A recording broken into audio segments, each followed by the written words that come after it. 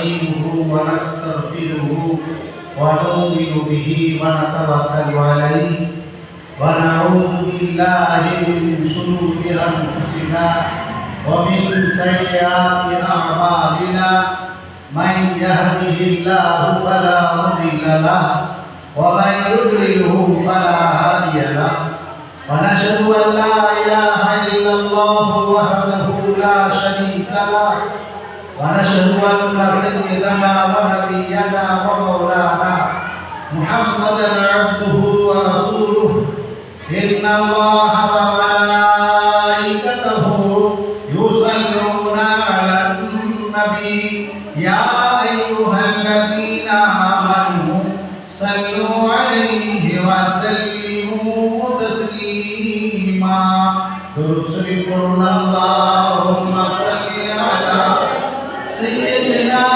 مولانا محمد وعلى آل سيدنا مولانا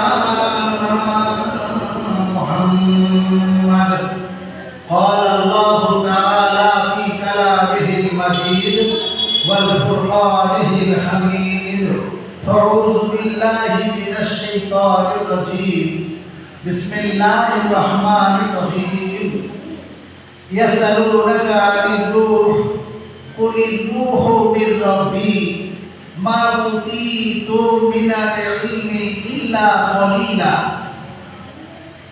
সর্বাগ্রে বা সর্বপ্রথমে আমাদের যাবতীয় আরাধনা উপাসনা কীর্তনা বন্দনা সাধনা ভজনা জল্পনা কল্পনা চিন্তা ভাবনা ধ্যান ধারণা স্তব স্তুতি সব নিবেদিত হোক সেই পরম করুণাময় স্রষ্টার উদ্দেশ্যে যিনি চিরস্থায়ী চিরঞ্জীবী অক্ষয় অক্ষয় পালন কর্তা মুক্তিদাতা বিপদ হন্তা খালিক ও মালিক বিশ্বজয়ী সৃজনশীল যিনি জলের স্থলে আকাশে বাতাসে ভোজনে খেজনে শৈলে শিখরে পাহাড়ে পর্বতে নদীতে নালাতে অনতে পরমাণুতে সদা সর্বদা বিরাজমান মহিয়ান গরিয়ান সুবহান সর্বশক্তিমান যার পূত পবিত্র নাম আল্লাহ তার উদ্দেশ্যে এবং তার পরে পরে আমাদের আন্তরিক ভক্তিপূর্ণ দরুদ সালাম প্রেরিত হোক সেই নবীর শানে যে নবী আমার নবী আপনার নবী নারীর নবী পুরুষের নবী হিন্দুর নবী জৈনের নবী খ্রিস্টানের নবী তথা মানব কুলের নবী এমনকি যিনি নবীর নবী বিশ্ব নবী বিশ্বকবি বিশ্ব রসুল বিশ্বদূত বিশ্বপ্রফেট নবী কুলের শিরোমণি নবী মাদানী জনগণ ধন্য বিশ্ববরেণ্য মরুর ভাস্কর মরুর দুলাল যার ইশারায় দ্বিখণ্ড হয়েছিল আকাশের চাঁদ বা হিলাল সেই মা আমিনার কলিজার টুকরা মা হালিমা নয়নের তারা হাবিবে তবিবে লতিফে খুদা জনাবে মুহাম্মদুর রাসূলুল্লাহ সাল্লাল্লাহু আলাইহি ওয়াসাল্লাম এর শানে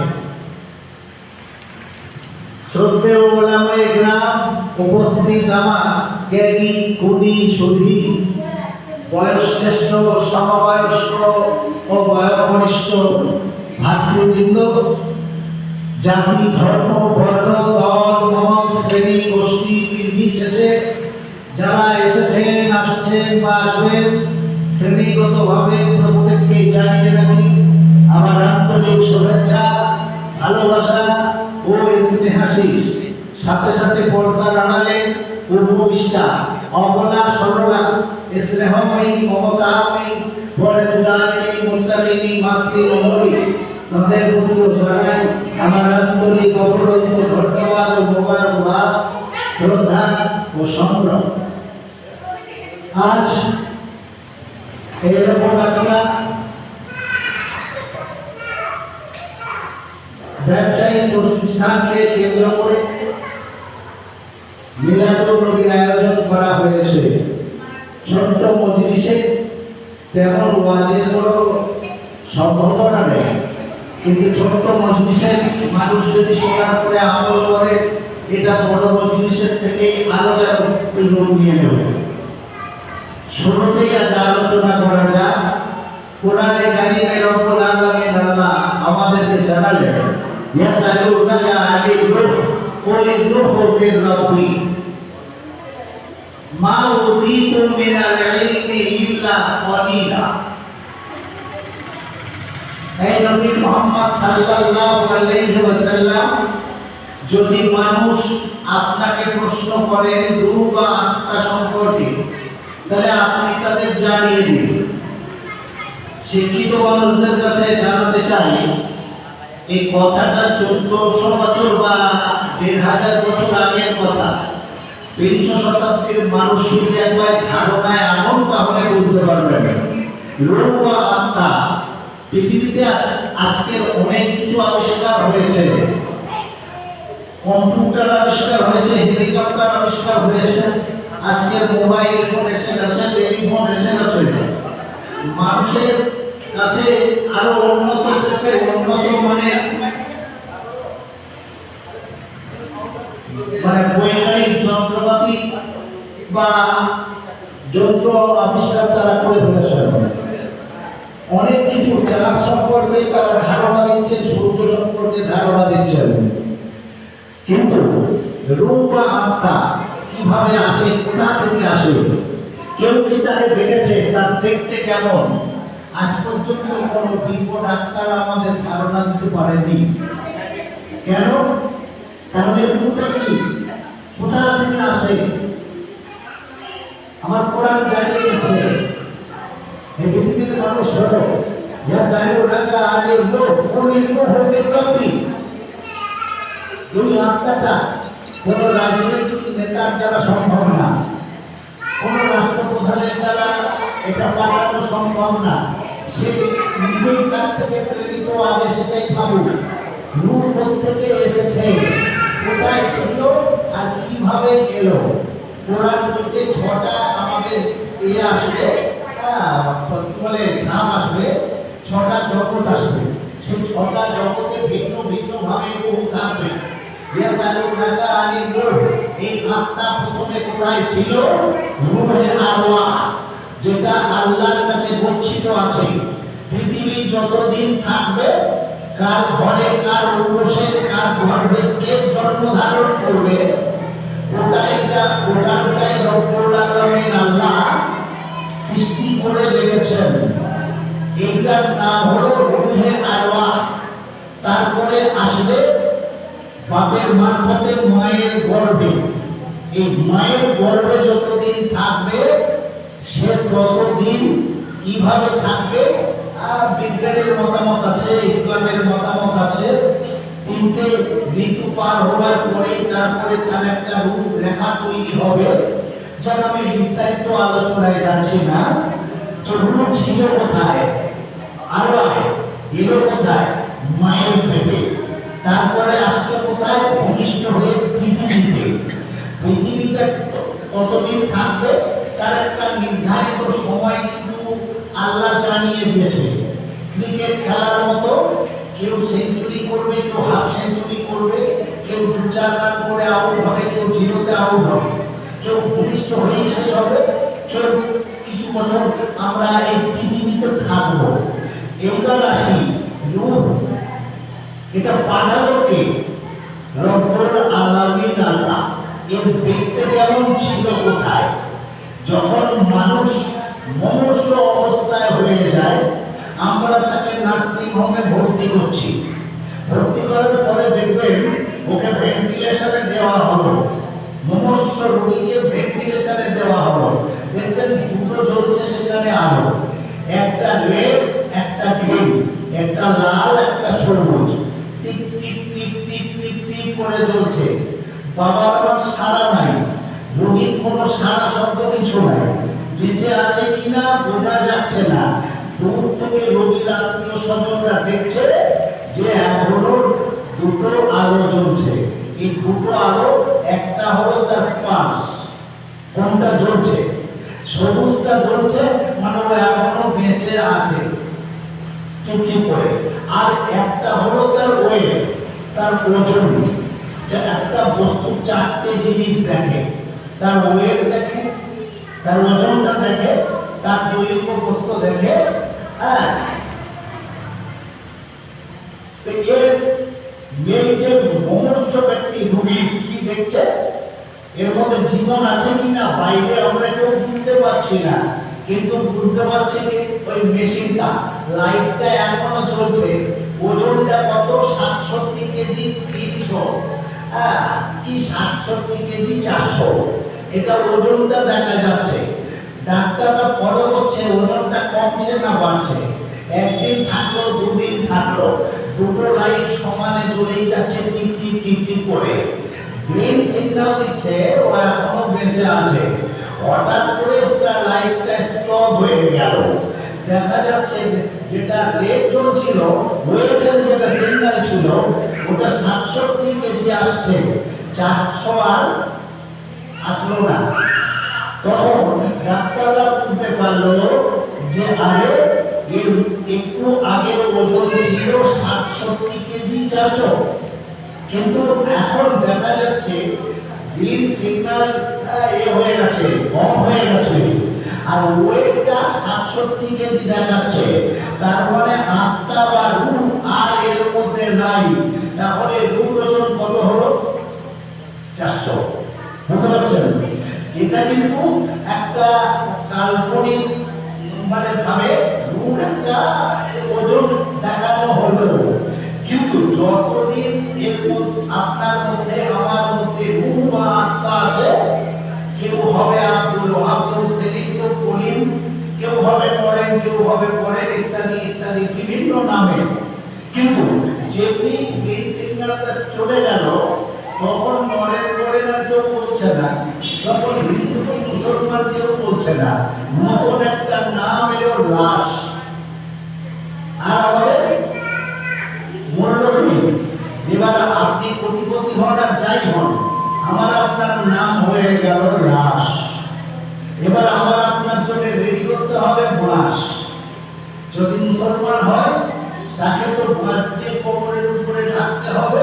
যদি হিন্দু ভাই হয়, পোড়াতে গেলে শ্মশানের কাছে ভেঙে দিতে গেলে আবার লাঠি দিয়ে সোজাঘাতি করতে হবে। তাহলে এতদিন আমাদের দরকার ছিল ঘর বাড়ি বিল্ডিং বানা কাটা, এবার আমাকে হয়ে গেল বাঁশ। হ্যাঁ, তারপরে এতদিন ছিল আমার সুন্দর সুন্দর জামা কাপড় পছন্দের পোশাক আটা, হিন্দু হন আর মুসলমান হন সকলের হতো কাটা সাদা বা সবুজ পোশাক। এবার দেশের বিদেশের কথা আসবে। এতদিন আমি ছিলাম, যদি মুসলমান হই, যেখানে জন্মাই না কেন দাইমাকে বলে দেওয়া হলো আমার ছেলে তো জন্মেছে, তুমি হিন্দু, তাই যদি মুসলিম কোনো নাচ থাকে ওর কানে একটু আজানের ধ্বনি দিয়ে দাও। সে কানে কানে দিল আজান। আমরা এখানে আজান দিচ্ছি জোহরে, ধরুন 1টাতে, জামা হবে কটায়? 1টাতে। তাহলে কত সময় পার্থক্য থাকলো? কিন্তু আমি যখন জন্মেছি আমার কানে আজানের ধ্বনি দেওয়া হয়েছে জন্মানোর সাথে সাথে। আবার যখন আমি মরে যাচ্ছি তখন কিন্তু আমার জানাজা হচ্ছে। কেন? জন্মানোর সময় আজান দেওয়া হয়েছিল। পৃথিবীতে তুমি যতদিন ছিলে আজানের পরে 15 মিনিট আধ ঘন্টা সময় দেওয়া হলো। 70 বছর, 80 বছর, 100 বছর হায়াত দেওয়া হলো। এর মধ্যে তোমার সময় দেওয়া হয়েছিল। এইবার তার সেই আজানের নামাজ তোমার জানাজা রূপে এলো। বুঝতে পারছেন প্রাণের ভাই? এইবার কেউ হলো হিন্দু, কেউ হলো মুসলমান, কেউ থাকবে শ্মশানে, কেউ থাকবে কবরস্থানে। নানানজন নানান ভাষায় নানান মতবাদে আমাদেরকে বোঝাবার চেষ্টা করেছে। যদি হিন্দু হয় তো তাকে চিতায় পোড়ানো হচ্ছে, সেখানে একটা মন্ত্র পড়ছে তার ধর্মীয় মতে, সেখানে কিন্তু এমনি এমনি নাস্তিক হলেও পুড়িয়ে দিচ্ছে না। ওম অগ্নি দগ্ধাস্য যোগ জীবা যোগে দগ্ধাকে মম ভৌম কৃত্য কৃত্যন্ত মোহ ভবংসরা। মুসলমান যদি হয় তো সে তখন দাপন করছে, বলছেন বিধা ফালাক নাকু অভিহা নইযুকু অমিনহা নকরিযুকু তার তার। এটা আমি এটা দেখছি সংস্কৃত ভাষা। দুটোতে আমরা যদি অ্যাডজাস্ট করি, দুটো যদি ডিসকাস করি, তাহলে বুঝতে পারবো কি বলতে পারছে। ও অগ্নি দগ্ধাস্য, এই আগুনে যোগ দিতে ব্যক্তি সহ তোমাকে যোগ করানো হচ্ছে কেন? শাস্তি দেওয়ার জন্য নয়। তুমি মরে মরে বসে থাকলে দুর্গন্ধ ছড়াতো, আবহাওয়া দূষিত হতো, নানান রকম রোগ ব্যাধি ছড়াতো, তখন মানুষ নানান রকম রোগে আক্রান্ত হয়ে যেত। সেই জন্যই আগুনের জীবাণুটা নষ্ট করে। তাই আগুন দিয়ে তোমাকে পুড়িয়ে দূষণ রোধ করছি আমরা। আচ্ছা, তাহলে ভালো করে পড়াও।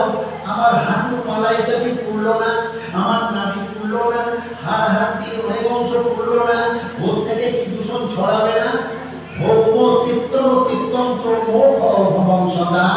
তুমি তো ভূমি বা মাটিতে জন্মেছিলে দাদা। মাটির মধ্যে যত উপাদান আছে, মানুষের বডির মধ্যে তত উপাদান আছে।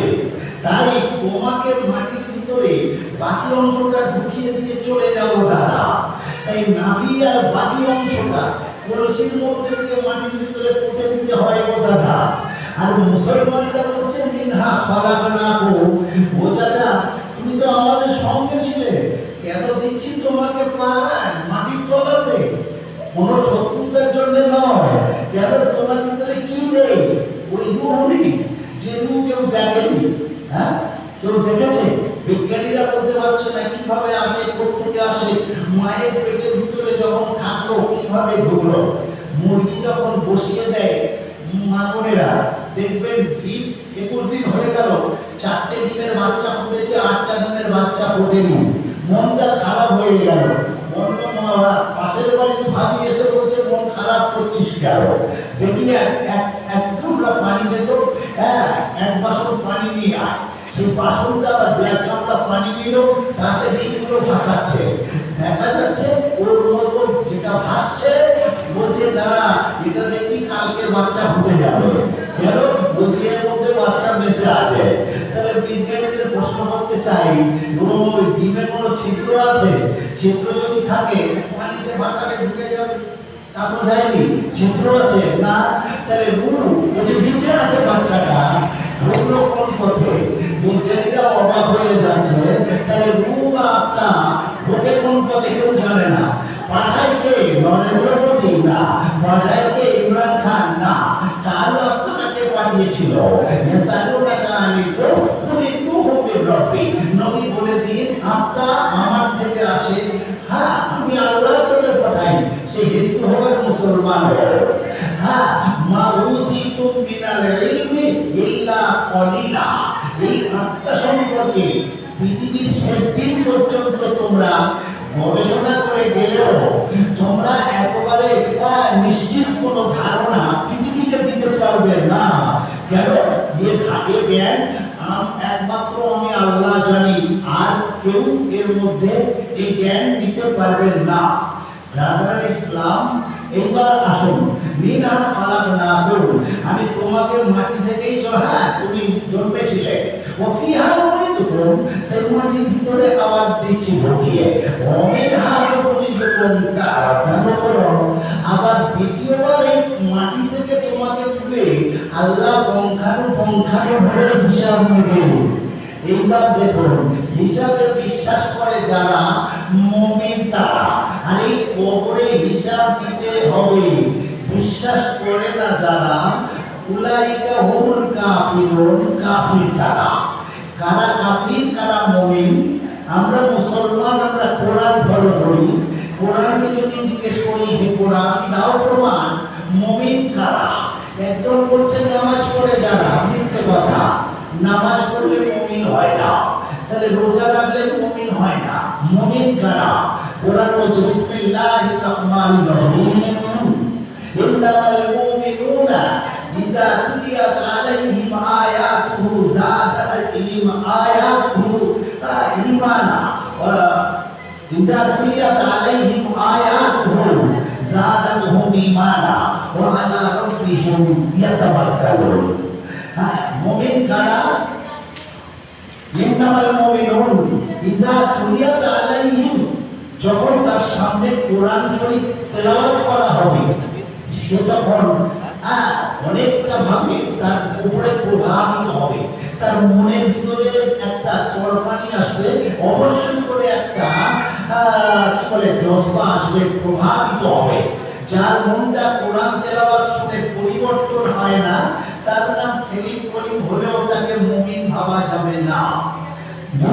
তাহলে আর যদি তার সামনে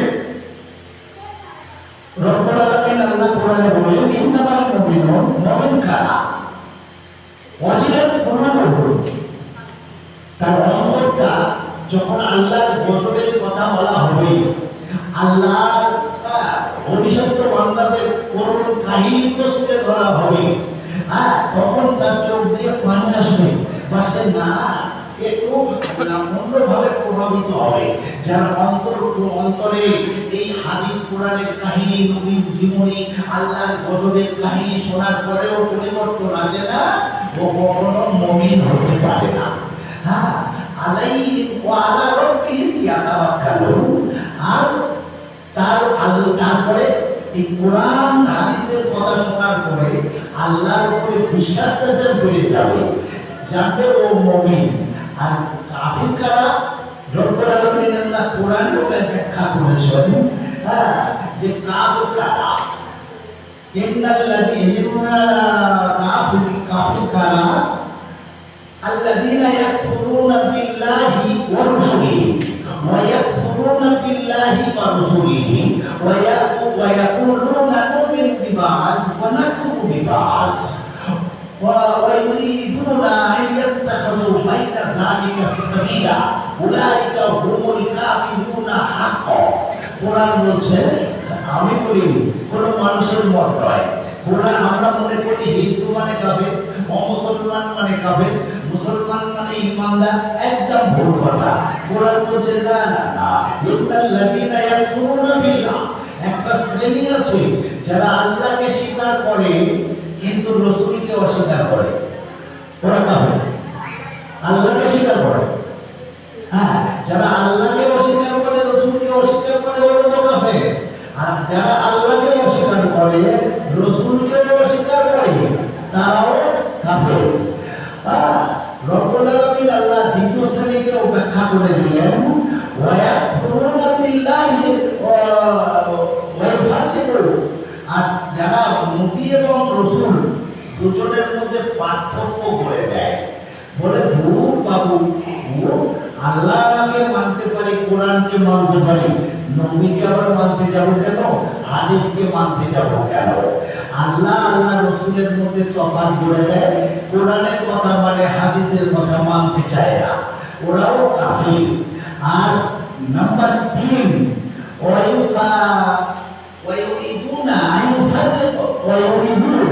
আর যারা মনে মনে ভেবে নেয়, যারা এটা বলে যে এতদিন মানা যায়, দুর্লভ অত মানা যাবে না। যারা কিছুকে স্বীকার করে কিছুকে স্বীকার করে না, বুঝতে পারছেন? যারা নামাজ পড়ে কিন্তু দাড়ি রাখাটা অস্বীকার করে, আমি দাড়ি রাখতে পারিনি কিন্তু তাই বলে দাড়ি রাখতেই হবে এটা ভাবি না, এটা আমার মঙ্গলা নীতি, কিন্তু রাসূলের নীতি হলো দাড়ি রাখা। তো যারা নামাজ পড়ে কিন্তু রোজা রাখে না, কিছুটা মানে কিছুটা মানে না, কিছুকে বিশ্বাস করে কিছুকে বিশ্বাস করে না। যারা নামাজ পড়ে রোজা রাখে কিন্তু জাকাত দেয় না, তাহলে এদেরকেও বলছে উলাইকা হুমুল কাফিরুনা হাক্কা, ওরাও প্রকৃতপক্ষে কাফির। তাহলে আমাদের ছাঁচে ফেললে দেখা যাবে মুসলমানদের মধ্যে অনেক মানুষকে কাফের বলা হচ্ছে, আমরা খেয়াল করি না। ওয়াইরিদুনা আইয়াত্তাখাযু বাইনা যালিকা সাবিলা, সে নিজে নিজে অন্য একটা পথ অবলম্বন করে নেয়, নিজেকে মুসলমান সমাজে দেখায়, এরা প্রকৃতপক্ষে কাফের। শুধু নরেন্দ্র মোদীকে কাফের বললে হবে না, অমিত শাহকে কাফের বললে হবে না। মুসলমানদের মধ্যে এমন যারা ধ্যান ধারণা রাখে তাদেরও কাফের বলা হয়। রাসূল বললেন যারা মান তাশাব্বাহা বিকওমিন ফাহুয়া মিনহুম, যারা কি বলে রসুলকে অস্বীকার করে, যারা হাদিসকে অস্বীকার করে, যারা কোরআনের অমান্য করে বা কোরআনকে ভারত থেকে পৃথিবী থেকে মুছে দিতে চায়, সেই দলের বিরুদ্ধে স্থাপন করে, তাহলে তারাও ওই দলভুক্ত হবে। বুঝতে পারছেন এই জিনিসটা? অতএব বলতে চাই, যারা রসুলের আদর্শ মানে না আর রসুলের আদর্শকে পৃথিবীতে তুলে দিতে চায়, তাদেরকে যারা যে কোনো ভাবে সমর্থন করে তাদেরকেও কাফের বলা হবে। ব্রাদার ইসলাম, এইবার আসি কোরআন তাহলে আমাদেরকে মুসলমান কাদের বানালো? আমরা বলেছি আমানতু বিল্লাহি ওয়া মালাইকাতিহি ওয়া কুতুবিহি, যারা আল্লাহকে বিশ্বাস করে, আল্লাহর ফেরেশতাদের বিশ্বাস করে, ওয়া কুতুবিহি আল্লাহর পাঠানো সমস্ত কিতাবকে বিশ্বাস করে। শুধু কোরআন নয়, শুধু কোরআন নয়, আল্লাহ তৌরাত পাঠিয়েছিলেন, জবুর পাঠিয়েছিলেন, ইনজিল পাঠিয়েছিলেন। এগুলো আল্লাহর কিতাব, পাঠানো কিতাব যদি কোনো মুসলমান বিশ্বাস না করে তারাও কাফের, তাদের ইমানদার বা মুমিন বলা যাবে না। অর্থাৎ তৌরাতটা কার উপরে নাযিল হয়েছিল? হযরত দাউদ আলাইহিস সালামের উপরে। কিভাবে জানা গেল? আমাদের কোরআন দিচ্ছে প্রমাণ। ওয়া আতাইনাহু দাউদা যাবুরা, কোরআন বলছে আমি আল্লাহ নাযিল করেছিলাম জবুরকে দাউদ নবীর উপরে, দাউদ আলাইহিস সালামের উপরে। এখন নবী বলতে কাকে বোঝায়? নবী মানে আমরা মনে করছি আমাদের মতো সাধারণ মানুষ, তা নয়। নবী শব্দের অর্থ হলো সাংবাদিক। হ্যাঁ, নবী, নবুয়ত মানে সংবাদ, আর নবী মানে সাংবাদিক। আমরা ইংরেজিতে দেখেছি, আমরা সংবাদ পেপার বলি নিউজ পেপার। নিউজ, NEWS, চারটে অক্ষর আছে, N north, E east, W west, আর S সাউথ, অর্থাৎ ইস্ট ওয়েস্ট নর্থ সাউথ। এই চারিদিকের যারা সংবাদটাকে তুলে ধরে, সঠিক সংবাদ তুলে ধরে, তাদেরকে সাংবাদিক বলা হয়। তাই আল্লাহর পাঠানো কোরআনটাকে, আল্লাহর পাঠানো সমূহ নিয়ম নীতিকে গোটা পৃথিবীর মানুষের কাছে পঙ্খানুভাবে যারা তুলে ধরেছেন তাদেরকেই নবী বলা হয়। তো দাউদ আলাইহিস সালাম একজন নবী ছিলেন, তার উপরে কি করা হলো? তৌরাত নাযিল করা হয়েছিল। তৌরাত পড়তেন দাউদ আলাইহিস সালাম। তো তৌরাত শুধু মানুষ শুনতো না, সৃষ্টিগুলো শুনতো। তো দাউদ আলাইহিস সালাম তিনি কিন্তু খুব সুন্দর সুরে পড়তেন। কাল কিয়ামতের দিনে হাদিসে এসেছে, কিয়ামতের দিনে সবথেকে সুরেলি আওয়াজে গজল করতে বলা হবে বা তৌরাত করতে বলা হবে কাকে? দাউদ আলাইহিস সালামকে।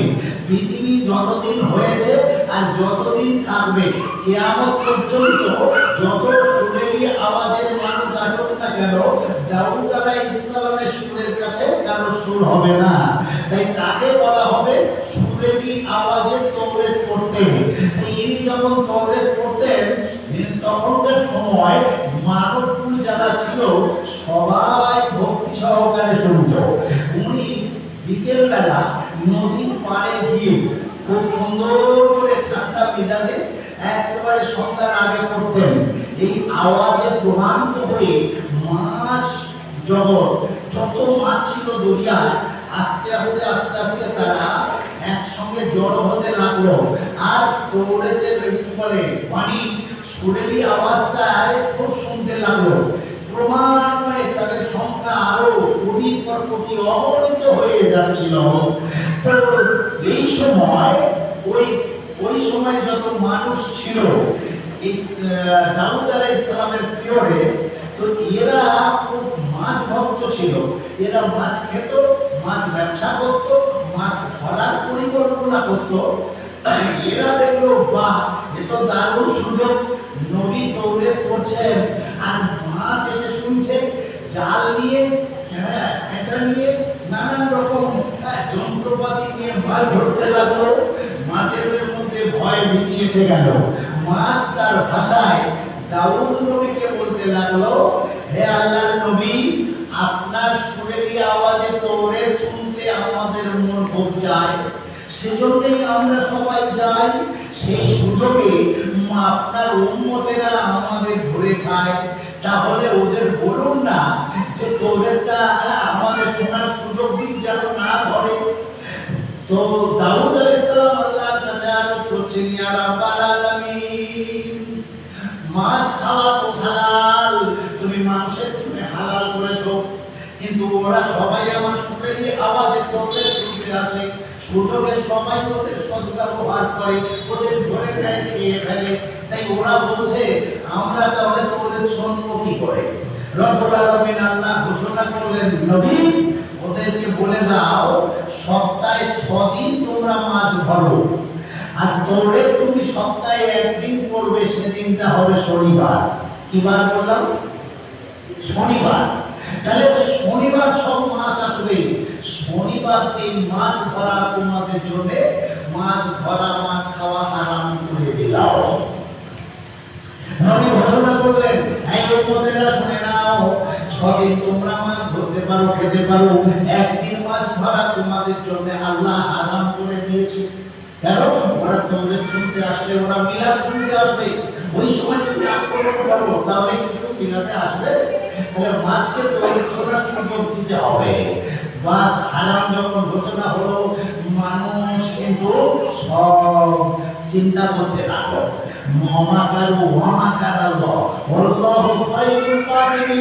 কিছু চালাক লোক সমাজে থাকে, কিছু নিজেকে বুদ্ধিমান ভাবে, এরকম কিছু মানুষ আছে, তারা ঠিক করে বললো, তারা শনিবার খাও কেন? শনিবার ধরবো কেন? শুক্রবার জানবে ধরবো, শনিবার ওরা জালে ফেসে থাকবে, রবিবার ধরবো। বলে হ্যাঁ, বাস অসংখ্য মাছ ধরা হয়ে গেল। ওরা তো শুক্রবার জাল পেতেছে, এরা শনিবার হারাম হয়ে গেছে, ওরা আরামে আসছে, বিলাপ শুনবে, ওরা তো শুনবে, সব জালে ফেসে গেল। ওরা শনিবার ধরলো না, রবিবার মাছগুলো নিয়ে বাজারে বিক্রি করতে গেল।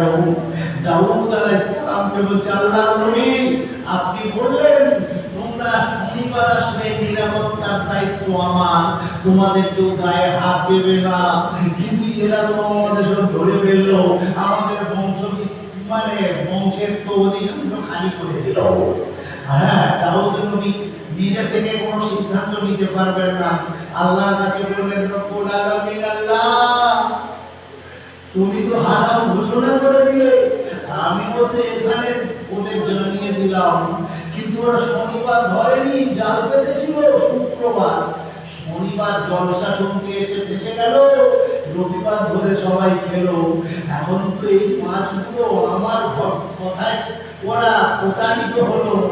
আল্লাহ বলছেন, আচ্ছা আমার কাছে এরা খুব চালাকি করলো না, বেশি চালাকি করলে পরিণতি কি হয় শোনো।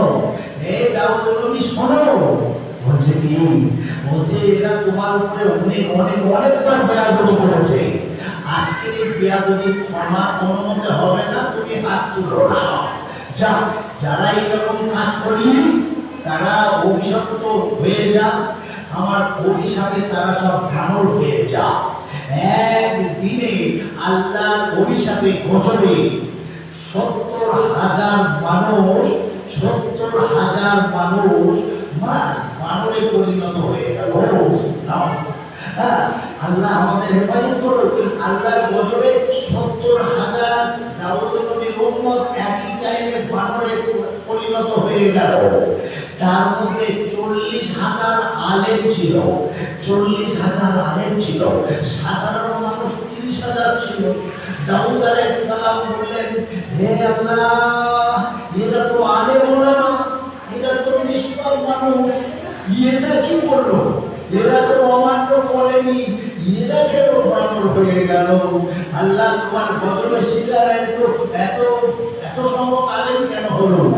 আল্লাহ বলে, শোনো, এরা যে হাটে ঘাটে মাঠে এরা যে চক্রান্ত করছিল, এ আলেমরা জানতো, প্রতিবাদ করতো না। জাব্বার সুদ খেত, এ আলেমরা কিন্তু জানতো, প্রতিবাদ করতো না। গাফফার ও ঘুষ নিত, এ আলেমরা জানতো, তবুও বাড়ি বিলাপ করতে যেত, প্রতিবাদ করতো না। তাহলে প্রতিবাদ না করার জন্য তাই এই আলেম ওলামারা সেজন্যই ওদেরকে আমি বারণ করে দিলাম।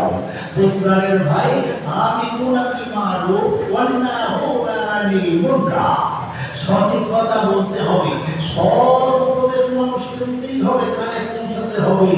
নিষেধ যেগুলো বলে আছে সেগুলো থেকে মানুষের বিরত থাকার জন্য বলতে হবে। দায়িত্ব প্রত্যেকের ঘাড়ে যাবে। দাউদ আলাইহিস সালামের পিরিয়ডে যারা বেশি চালাকি করেছিল তারা সেদিন কিন্তু মানবে রূপান্তরিত হয়ে গেছিল।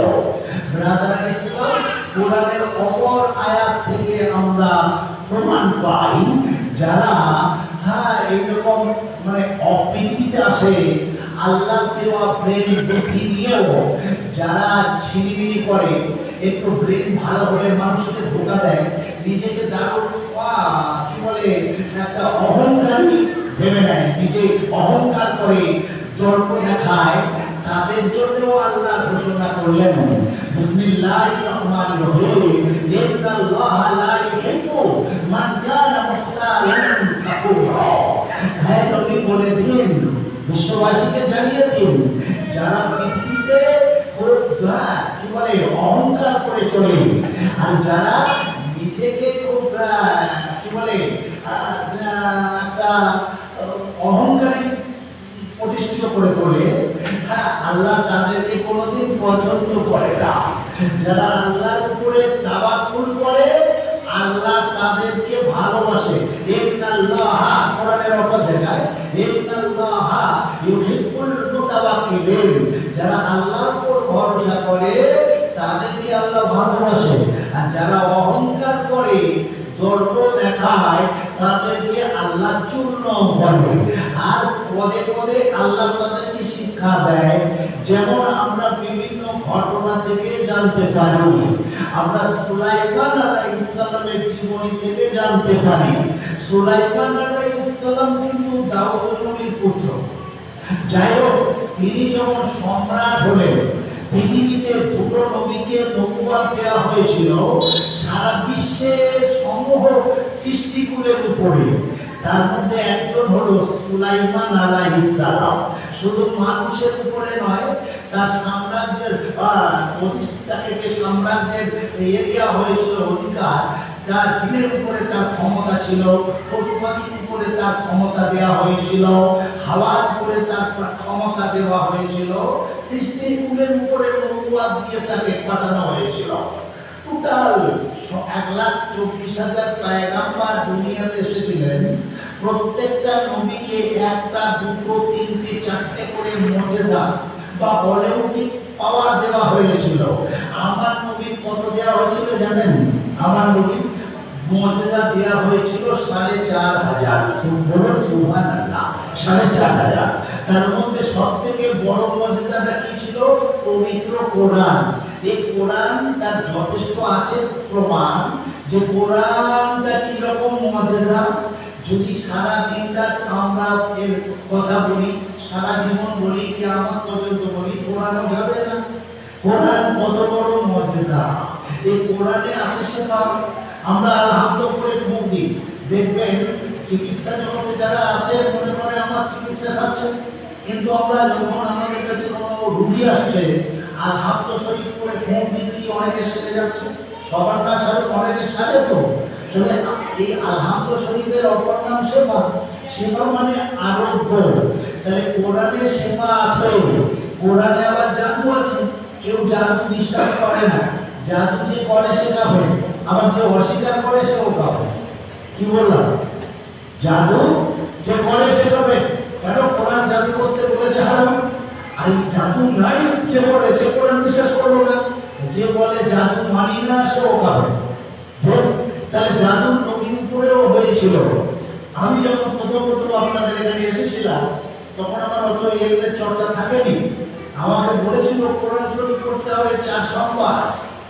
4 সোমবারটা কি রে বাবা? সেদিন আমি ভেবে উঠতে পারিনি, কারণ এই খুঁটিনাটি ব্যাপারগুলো জটিল ব্যাপার জানা ছিল না। পরে পরে এখন তো গবেষণা পড়াশোনা করে দেখছি 4 সোমবারটা কি। বিশ্বনবী মুহাম্মদ রাসূলুল্লাহ সাল্লাল্লাহু আলাইহি ওয়াসাল্লামের উপরে একজন অমুসলিম করেছিল, জাদু করেছিল। তার নাম ছিল লাবিব ইবনে আসির। লাবিব ইবনে আসির, আসিরের রাজা লাবিব কিভাবে জাদু করতো? নবীর একটা চুল নিয়েছিল, নবীর একটা চুল নিয়ে 11টা গেরো দিয়েছিল, আর সূরা নাস আর সূরা ফালাকের বিপরীত করে জাদু করেছিল। আমার রাসূল ক্রমান্বয়ে দিনের পর দিন অসুস্থ অসুস্থ অসুস্থ হয়ে যাচ্ছেন, কোনো ডাক্তারের ওষুধে কাজ করছে না। সাহাবীরা বলছেন, আল্লাহর নবী, আপনার শরীরে এই অবনতি কেন দেখছি? নবী বলছেন, আমি তো বুঝতে পারছি না, শরীর তো ক্রমান্বয়ে খারাপের দিকে যাচ্ছে। নবী ঘুমিয়ে আছেন, এমন সময় রব্বুল আলামিন আল্লাহ দুজন ফেরেশতাকে পাঠিয়ে দিলেন। একজন ফেরেশতা মাথার দিকে বসলো, আর একজন ফেরেশতা পায়ের দিকে বসলো। একজন বলছে, হ্যাঁ মানিক রাসূল, এই মানুষটাকে তুই জানিস? সে বলছে, হ্যাঁ, ইনি তো আল্লাহর নবী মুহাম্মদ রাসূলুল্লাহ সাল্লাল্লাহু আলাইহি ওয়াসাল্লাম। আর একজন বলছে, ইনি তো অসুস্থ, সেটা জানিস? সে বলছে, হ্যাঁ, ইনাকে তো জাদু করেছে। আর একজন বলছে, কে জাদু করলো? সে বলছে, লাবিব ইবনে আসির জাদু করেছে, সেই জন্য রাসূল অসুস্থতায় ভুগছেন। তুমি বলছে, তাহলে এই জাদু সেবা কিসে আছে, আরোগ্য কিসে আছে? তখন আরেকজন ফেরেশতা বলছেন, শোনো, রব্বুল আলামিন আল্লাহ কোরআনে কারীমে সেবা দিয়েছেন, কুল আউযু বিরাব্বিন নাস, কুল আউযু বিরাব্বিল ফালাক। দুটো সূরা দেখবেন 11টা আয়াত আছে, একটা করে আয়াত পড়বে, আর ওই লাবিব ইবনে আসিরের রাখা চুলটা দুটো পাথরের মাঝখানে রাখা আছে অমুক জায়গায়, ওই চুলটা বার করে একটা করে আয়াত পড়বে, একটা করে গীত তুলবে, দেখবেন নবী সঙ্গে সঙ্গে সুস্থ হয়ে যাবেন। হঠাৎ করে এমন সময় নবীর ঘুম ভেঙে গেল, যা এগুলি তো ফেরেশতা ছিল, তারা কোথায় গেল? এমন সময় ফজরের আযান হলো, সাহাবীরা এলেন, রাসূল বললেন, তোমরা বসো। কি বলছে? ফেরেশতা জানিয়ে গেল আমার শরীর খারাপ হওয়ার কারণ কি? লাবিব ইবনে আসির আমাকে জাদু করে রেখেছে, দুটো পাথরের মাঝখানে অমুক জায়গায় 11টা গিট দিয়ে রেখেছে। বিসমিল্লাহির রহমানির রহিম বলে কুল আউযু বিরাব্বিন নাস, মালিকিন নাস, ইলাহিন নাস, মিন শাররিল ওয়াসওয়াসিল খান্নাস, আল্লাযী ইউওয়াসওয়িসু ফী সুদুরিন নাস মিনাল জিন্নাতি ওয়ান নাস। কুল আউযু বিরাব্বিল ফালাক মিন শাররি মা খালাক ওয়া মিন শাররি গাসিকিন ইযা ওয়াকাব ওয়া মিন শাররি নাফাসাতি ফিল উকদ ওয়া মিন শাররি হাসিদিন ইযা হাসাদ। 11টা আয়াত আছে দেখবেন। কুল আউযু বিরাব্বিন নাস, মালিকিন নাস, ইলাহিন নাস, মিন শাররিল ওয়াসওয়াসিল খান্নাস, আল্লাযী ইউওয়াসওয়িসু ফী সুদুরিন নাস মিনাল জিন্নাতি ওয়ান নাস। ছটা হলো। কুল আউযু বিরাব্বিল ফালাক মিন শাররি মা খালাক ওয়া মিন শাররি গাসিকিন ইযা ওয়াকাব ওয়া মিন শাররি নাফাসাতি ফিল উকদ ওয়া মিন শাররি হাসিদিন ইযা হাসাদ। 11টা আয়াত আছে। এই 11টা আয়াত পড়ে ফোন মারলেই আমি সুস্থ হয়ে যাব। তোমাদের মধ্যে কে রেডি আছো? হযরত আলী রাদিয়াল্লাহু তাআলা বললেন, ইয়া রাসূলুল্লাহ, বান্দা হাজির। সাহাবীরা বলছেন, আমরাও সঙ্গে যাব। এরা পিছে পিছে যাচ্ছেন। হযরত আলী যে পাথরটা টেনে তুললেন, দেখছেন রাসূলের মুবারক চুলটা আছে, তাতে 11টা গীত দেওয়া আছে।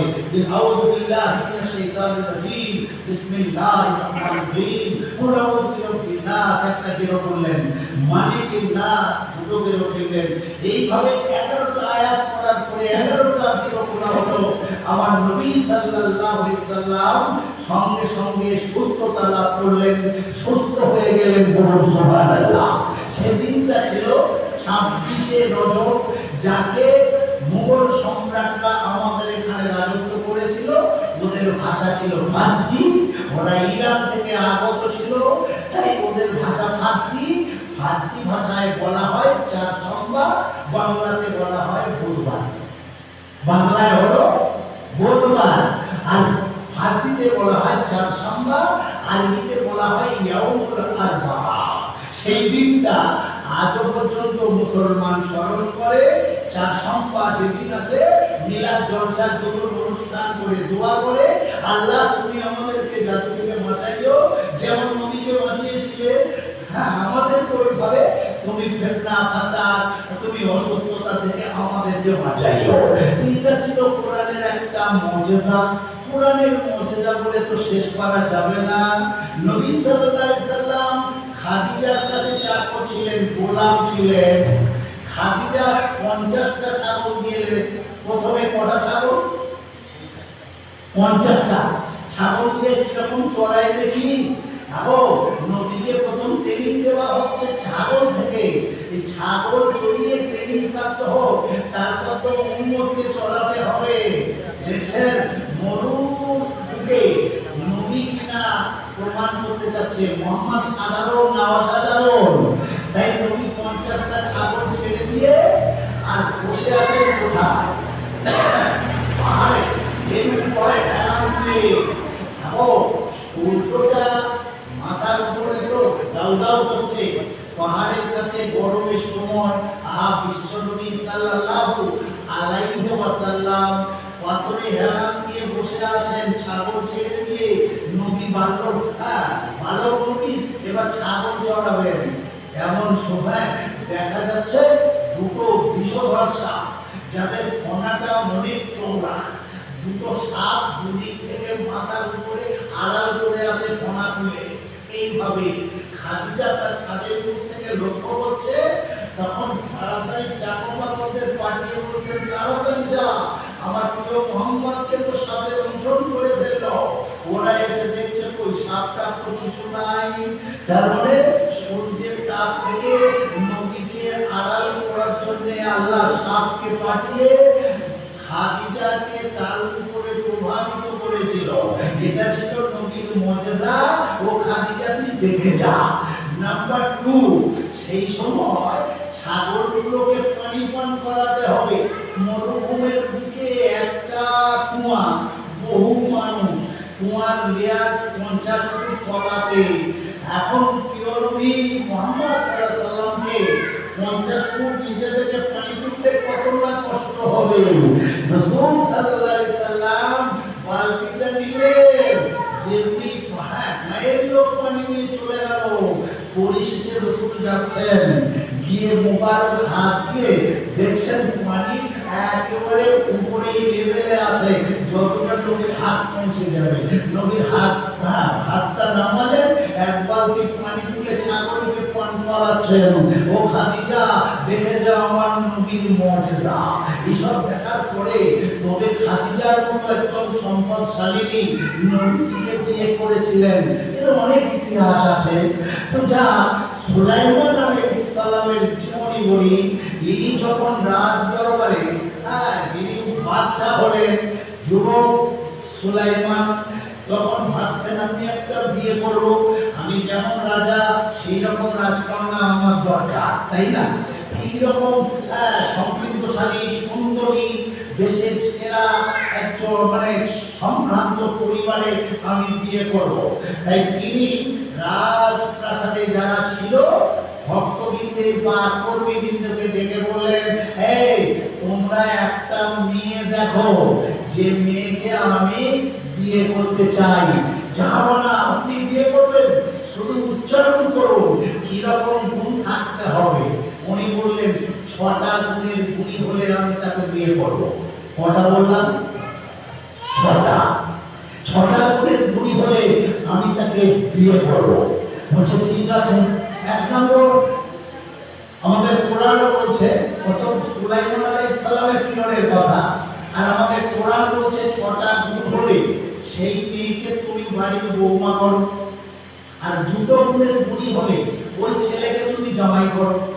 আমরা তো এখন যা সমস্যা, নামে মুসলমান, আমাদের কাছে নেই হাদিস নেই কোরআন, আমরা দেখি কত টাকার বিল্ডিং পালা খানা, আর আমাদের কোরআন বলছে মুসলিম আকি।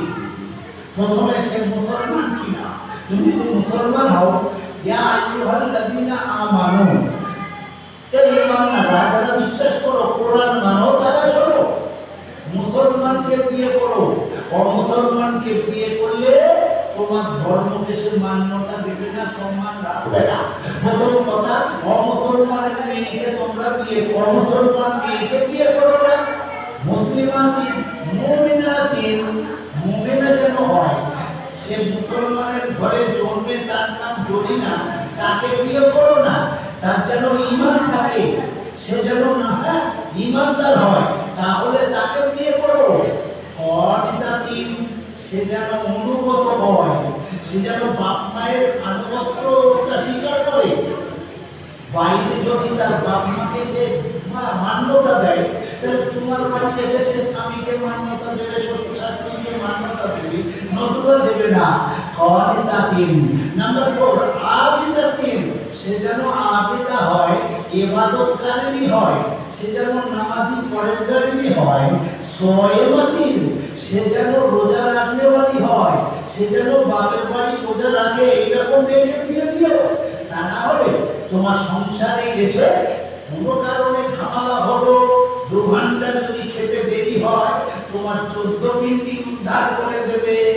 আমি বড় লোকের বেটি, 12টায় খাই, 3টের সময় ভাত, ওর ভাত খাবো না, না ঝামেলা হবে রে বাবা।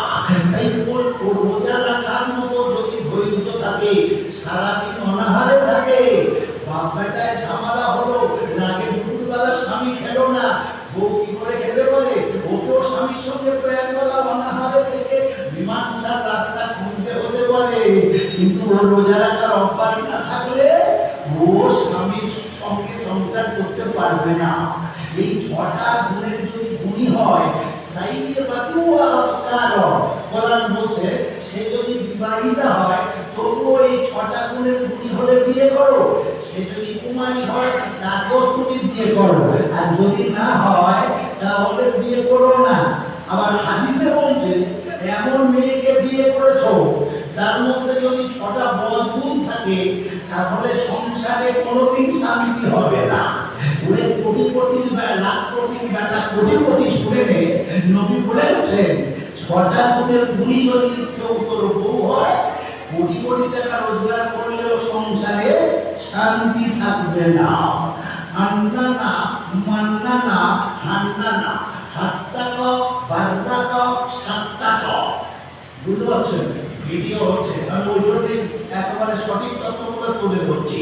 হ্যাঁ, তো জেনে রাখবেন এই 6টা বদগুণ যদি কোনো মেয়ের মধ্যে থাকে, সে যদি বৌমা হয়ে বাড়িতে আসে, কখনো সংসারে শান্তি থাকবে না।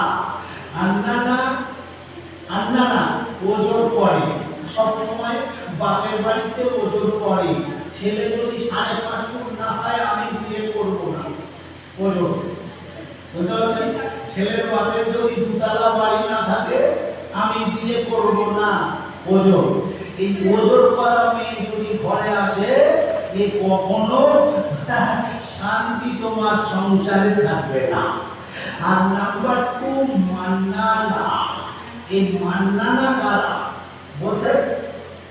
হ্যাঁ, যারা খোঁটা দেয়, খোঁটা দেয়, স্বামীর ঘরে এসে স্বামীকে তুলনা দেয়, বলে আমি বাপের বাড়ি থেকে 4 ভরি সোনা এনেছিল বলে ওইটা বাধা বন্ধক দিয়ে তো 3 বিঘে জমি আজকে তোর পেটে ভাত উঠছে, তোর মুখে ভাত খাচ্ছে।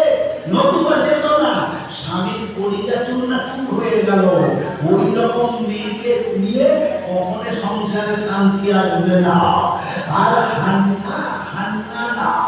হান্নানা কারা বলছে? একবার বিয়ে হয়ে গেছিল, স্বামী মরে গেল, ওর জন্মিত একটা ছেলে আছে, ওই ছেলেটা এবার বাপের বাড়ি থেকে আর একটা বিয়ে করে নিল। এই নতুন স্বামী ঘরে গিয়ে ওর ঠান্ডা, ওই স্বামী এটা ওটা সেটা তুমি করে রাখে পুরাতন স্বামীর ছেলের জন্য। বর্তমান স্বামীর সংসার ভেঙে আগের স্বামীর ছেলের জন্য রাখে। 2 দিন পরে ধরা পড়ে গেল, স্বামীর মন ভেঙে গেল, সংসারে অশান্তি নেমে এলো। তাহলে এই শ্রেণীর মেয়েকে বিয়ে করলে, সংসারে বউ হলে কখনো শান্তি থাকবে না। তারপরে হাত্তাক বলে একটা নারী আছে, তারা কারা? হাত্তাক বাররাক আর সাত্তাক। সাত্তাক হলো যারা খুব গালি গুলোজ করে, কীর্তি খারাপি করে, কথায় কথায় কীর্তি খারাপি করে। থাকে তাহলে কিন্তু বরকত থাকবে না, শান্তি থাকবে না। আর হ্যাঁ, বাঁধাকপ পেটে কথা হজম হয় না। স্বামী একটা বড় অপরাধ করে ফেলেছে, বড় অপরাধ করে দেখছে হাইরে পুলিশ জানতে পারলে আমার অ্যারেস্ট করবে, 2-4 মাসের জেল হবে। বিছানায় শুয়ে শুয়ে বলছে হ্যাঁ মনটা খারাপ কেন, দুপুরে তো হাফ প্লেট ভাত খেলে, সন্ধ্যাবেলা খেতে চাচ্ছ না, কি হয়েছে বলো? বলে তোর আল্লাহর কসম করে বলছি কাউকে বলবি না, আমি অর্ধাঙ্গিনী, আমি বলতে পারি। বলে শোন, ওই যে জামালপুরে মার্ডারটা হয়েছে না, ওটা আমার সামনে হয়েছে, আমি থেকে রাখতে গেছি, হাঁটতে উঠেছি, ভয় পেয়ে গেছি, আমার মাথায় একটু সরে গিয়ে পানি দিলাম, এখন লোকে জানে আমার সামনে হয়েছে, পুলিশ যদি বলে তুই সব জানিস ধরে নিয়ে যাবি, কাউকে বলিসনি। সকালবেলা দেখছি ও বাবা, সকিনা ভাবিরও মন খারাপ, কেন পাশের বাড়ি তোমরা বলছে আরে ভাবি তোর আবার মনটা খারাপ কেন? তোর আল্লাহর কসম তুই কাউকে বলবি না, আমার মাথা খাস, আমার কলিজা খাস, তুই বলবি না। না তাই বলি, তুই তো বলতে মানা করছিস, আমি বলবো কেন? আমি যে মানাটা হলো না, ওখানে আমাদের জাবারের বাপ ছিল, এখন ভয়ে খাওয়া দাওয়া সব ছেড়ে দিয়েছে। জমিলা ভাবি যেখানে সকলকে বলে দিয়েছে ওদের কথা ছিল জানিস, সব পেকেছে, এখন সব হয়ে গেল যে জাব্বার ভাই ওখানে উপস্থিত ছিল, পুলিশ এসে ও ধরে নিয়ে চলে যাবে না, যাবে না। মানে এর পেটে কথা থাকে না, যে মেয়েদের পেটে গোপন কথা থাকে না, সে মেয়ে সংসারে থাকলে শান্তি থাকবে না। ইসলাম এই 6টা গুণ যদি কেউ বদগুণী হয় তার সংসারেও ঝামেলা আসবে। তো যা করতে গিয়ে অন্যদিকে চলে গেলাম, তো সুলাইমান আলাইহিস সালাম বললেন আমি রাজা, তো বিয়েটা কিরকম বাড়িতে করবো? রাজবাড়িতে হবে, সুন্দরী হবে, শিক্ষিতা হবে, পরেশগারিনী হবে, আর মুত্তাকিনী হবে, রোজা রাখনেওয়ালি হবে। হ্যাঁ বলবা ভুল আছে? চারিদিকে খবর চলে গেল, গ্রামে একটা বহুদূরের গ্রামে একটা সেরা সেই যুগের সুন্দরী পরেশগারিনী আবেদা কুমারী পেয়েছিল জেলের ঘরে। তার বাপের বিজনেস ছিল মাছ ধরা, কোন রকমের সংসার চালানো। এইরকম জেলের ঘরের একটা মেয়ে, অতীব দেখতে অতীব সুন্দরী, কিন্তু ঘর নাই, বাড়ি নাই। আর এই মেয়েটা কিন্তু ও আবেদা এই জীবনে বাপের বাড়ি থেকে বাইরের দরজায় পা দেয়নি, কখনো কোনো পরপুরুষের মুখও দেখেনি, কারণ গাল্লা জীবন করেনি, আর সবসময় আল্লাহর দরবারে দোয়া চাইতো। এর কাছে যখন কানে গেল যে সুলাইমান বাদশা এইরকম 6টা গুণের গুণী মেয়েকে বিয়ে করতে চায়, এ তখন নামাজে চলে গেল।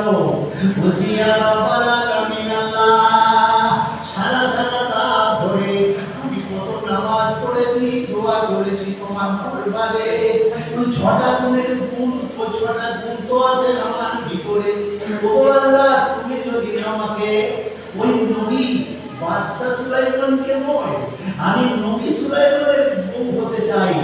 তুমি তো সবই পারো মাওলা, তুমি তো তুইযু মান তাশা, তুযিল্লু মান তাশা, বিয়াদিকাল খায়র, কুলিল্লাহু মালিকাল মুলক, তুতিল মুলকা মিম্মান তাশা, তানজিউল মুলকা মিম্মান তাশা। তুমি তো যাকে চাও রাজা বানাও, যাকে চাও ভিখারি বানাও। সুলাইমানকে তুমি তো রাজা বানিয়েছো, আর আমার বাপকে জেলে তুমি তো বানিয়েছো। আমি তো জেলে কন্যা হতে পারি, কিন্তু 6টা গুণ তো আছে আমার। তুমি ওই সুলাইমানকে আমার স্বামী যদি করে দাও, যতদিন বাঁচবো সুলাইমানের গায়ে যদি পোকা হয়ে যায়, আল্লাহ ওয়াদা করছেন আমি ওর সারা জীবন পাশে থাকবো, ছেড়ে পালাবো না। ওর পোকাগুলো ফুটে ফুটে ফুটে ফুটে বেঁচে বেঁচে আমি তৃপ্তি পাবো। সুলাইমান নবী যদি কুষ্ঠ রোগ হয়ে যায়, ওয়াদা করছি মাওলা ওই পয়গম্বর স্বামীকে ফেলে আমি কখনো চলে যাব না। কুষ্ঠ স্বামীর সেবা করে আমি যেন জান্নাত পেতে পারি মাওলা। তুমি শুধু আমার দোয়া কবুল করো। আমাকে ওই পয়গম্বরের পত্নী করে দাও। রব্বুল আলামিন আল্লাহ বললেন ঠিক আছে, আমি কবুল করে নিলাম। বলুন সুবহানাল্লাহ। কিন্তু ভাই, পয়গম্বর শুধু মানুষের সম্রাট নয়, জিনেরও সম্রাট, বাতাসেরও সম্রাট, পাখিরও সম্রাট। তার রাজত্বে সবাই আনুগত্য স্বীকার করত। আপনারা অনেকে শুনেছেন, কিন্তু সুলাইমান আলাইহিস সালাম মনের ভিতরে একটা অহংকার বিরাজ করছে। কি? ওয়া ইবাদুর রাহমানিল্লাযীনা ইয়ামশুনা আলাল আরদি হাওনা ওয়া ইযা খাতাবাহুমুল জাহিলুনা ক্বালু সালামা। হে মানুষ, কোরআন বলছে, হে মানুষ, ওয়া ইবাদুর রাহমানিল্লাযীনা ইয়ামশুনা আলাল আরদি হাওনা। পৃথিবীর বুকে যারা অহংকার করে চলবে, তাদের কি করুণ পরিণতি হয় তারা শুনে রাখো, তারা জেনে রাখো। ন্যূনতম অহংকারের কারণে এই সুলাইমানকে আমি কিরকম পত্তানি দিয়েছিলাম। কেন? তিনি নিজেকে রাজা ভাবলেন আর জেলের কন্যাকে তুচ্ছ ভাবলেন। তাই মা বিকেলবেলা মাথায় তেল দিয়ে চুল ফেলে দিচ্ছে মেয়েটা তখন বলছে, মা তুমি শুনেছো আমাদের বাদশা সুলাইমান পয়গম্বর কি ঘোষণা করেছে? বলে কি? 6টা গুণের গুণী হলে সেই মেয়েকে আমি বিয়ে করবো। মা তুমি একবার কোনো ঘটক পাঠাও না আমার জন্য। এক চর মেরে দিল মা মুখে। হ্যাঁ, যদি ঘটক পাঠাই আমাদের আর বাড়ি ঘর কাঁচা বাড়ি যা আছে আর থাকবে। হ্যাঁ, একটা জেলের কন্যা, তুই জেলের মেয়ে, তোর এত বড় স্পর্ধা, সারা পৃথিবীর সব কিছুতে রাজা, তার তুই ঘরে বিয়ে করতে চাস? মা, তাকে তো রাজা করেছে আল্লাহ, আমাকে তো জেলের কন্যা করেছে সেই আল্লাহ। আল্লাহ তো সবাই সব কিছু পারে। স্বামী আসলে বউ বলছে, হ্যাঁ গো শুনেছো? বলে কি? বলছে আমাদের হাবিবা তো বলছে সুলাইমান পয়গম্বর 6টা গুণের গুণী হলে সেই মেয়েকে বিয়ে করার ঘোষণা দিয়েছে। আমাদের হাবিবার তো সেই 6টা গুণ আছে। বউকে মাত্র এক থাকো। হ্যাঁ, জেলের ঘরের বউ হয়ে রাজার একজন রাজাকে তুই জামাই করতে চাস? যদি বলতে চাই তো তোমাকে অ্যারেস্ট করবে, এটা সম্ভব নয়। হায় হায়, তাহলে কি হবে? মেয়েটা রাত্রিরে সেজদায় কেন? শুধু বলছে, আল্লাহ সারা জীবন তোমার ইবাদত করে যাচ্ছি, তোমার ভরসায় ভরসা রাখছি। তুমি বলেছো কোরআনে, লা তাকনাতু মির রাহমাতিল্লাহ, তুমি আমার রহমত থেকে নৈরাশ হও না। তোমার রহমতের দিকে তাকিয়ে আছি আল্লাহ, তুমি আমার সারা জীবনের ইবাদত কবুল করো, বিনিময়ে একটা আবেদন মঞ্জুর করো। সুলাইমান পয়গম্বরের বিবি হিসেবে আমাকে কবুল করো। আল্লাহ বলছে, আমি কবুল তো করেছি, দাঁড়া। রাত্রে ইবাদত করলো, সকালবেলা মুখে একটা চিঠি লিখছে, মাননীয় সম্রাট সুলাইমান সাহেব, আপনি যে 6টা গুণের গুণী মেয়েকে চেয়েছেন, সে 6টা গুণের গুণীর অধিকারী আমি। কিন্তু আমি একজন জেলে কন্যা, আপনাকে বিয়ে করতে চাই। আপনার রাজত্বের লোভে নয়, আপনার ওই রাজ মসনদে বসে থাকার জন্য নয়, রানী হওয়ার জন্য নয়। আপনি একজন পয়গম্বর, আপনার সেবিকা হিসাবে আমি আমাকে উৎসর্গ করতে চাই। আমাকে সবার একটু সুযোগ দেবেন। তো জেলে কন্যা হাবিবা লিখে ছেড়ে দিল চিঠিটা। চিঠিটা রাজদরবারে দিয়ে আসা হলো। বাদশা সুলাইমান রাজতখ্তে বসে যখন চিঠিটা খুললেন, দেখছেন নিচে তার পরিচয়, তিনি জেলে কন্যা। হয়তো রহস্যের হাসি হাসছেন। এই চিঠিটা এ পর্যন্ত এলো কি করে? তোমরা ভেরিফাই করলে না? তোমাদের চাকরি রাখবো না, চাকরি খেয়ে ফেলবো বলো? বলে জামা বলা এ বলছে, আমি তো বুঝতে পারি চিঠি দেখেছিল। বলে চিঠি আমার টেবিলে কি করে এলো? ভেরিফিকেশন না করে এ পর্যন্ত এলো কি করে? একটা জেলে কন্যা আমার সঙ্গে বিয়ে করতে চায়। হ্যাঁ, যারা ছিল রাজদরবারে সকলে কম্পিত কণ্ঠে বলছে, বেয়াদবি ক্ষমা করবেন, অহংকার প্রকাশ পেল। আল্লাহ বলছেন সুলাইমান তোকে রাজা করেছি আমি। আর যে ছেলে কন্যা হতে পারে গরিবের কন্যা, কিন্তু সে একজন পরেশগারিনী, তার যোগ্য যদি আমি তাকে নির্ধারণ করেছি, ওই হলো বিশ্ব সুন্দরী, ওই হলো পরেশগারিনী। সে গরিব বললে বলে তুমি ঘৃণা করলে, দেখো তোমার পরিণাম কি হতে পারে। সব নবীর একটা মর্যাদা ছিল। মুসা আলাইহিস সালামের মর্যাদা কি ছিল? লাঠি, সাপের উপর আঘাত করলে আর বড় সাপ হতো খেয়ে নিত। আবার মুসা আলাইহিস সালামের তো সুলাইমান আলাইহিস সালামের মর্যাদা কি ছিল? আল্লাহর দেওয়া একটা আংটি ছিল। এই আংটিতে থাকলে গোটা পৃথিবী তার আনুগত্য স্বীকার করত। সে হাওয়ার উপরে থাকত, সে জিনের উপরে কর্তৃত্ব করত। গোটা পৃথিবী মানে কি বলে পশু পাখি সব তার কথা শুনতে বাধ্য হতো। এই এটা আংটিটা সুলাইমান আলাইহিস সালামকে দেওয়া হলো আর বলা হলো শোনো, গোটা পৃথিবী তোমার আনুগত্য স্বীকার করবে, তোমার কথা মতো চলবে, তবে একটা এর উপরে শর্ত আছে। সে শর্তটা কি?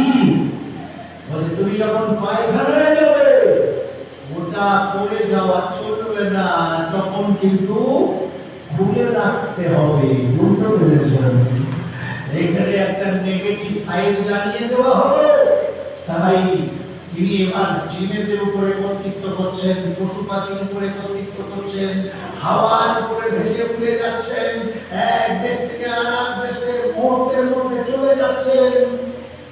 নিজেকে একজন বড় রাজা ভাবলেন, ভেবেই জেলে কন্যাকে একটু ঘৃণা করলেন। আল্লাহ বললেন আমি এটা আমার কাছে পছন্দ হলো না, তুমি নবী এটা তোমার মানে এতে মানে কি বলে আদর্শ এটা মানানসই হলো না। সেই রব্বুল আলামিন কি করলেন? ওই শর্তটা আরোপ করলেন, যখন পায়খানায় যাবে তখন কিন্তু ওটা কাছে রাখা যাবে না, খুলে রাখতে হবে। সে সময় একদিন সুলাইমান পয়গম্বরের পায়খানা পেয়েছে, আর প্রথম বডিগার্ড তার কে জানেন? একজন জিন, যার নাম ছিল আসিফ।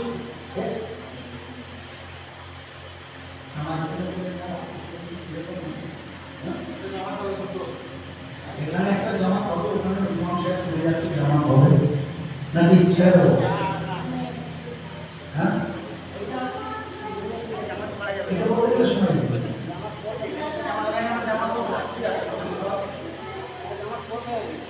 আপনারা যদি বলেন শেষ করতে, শেষ করে দেব।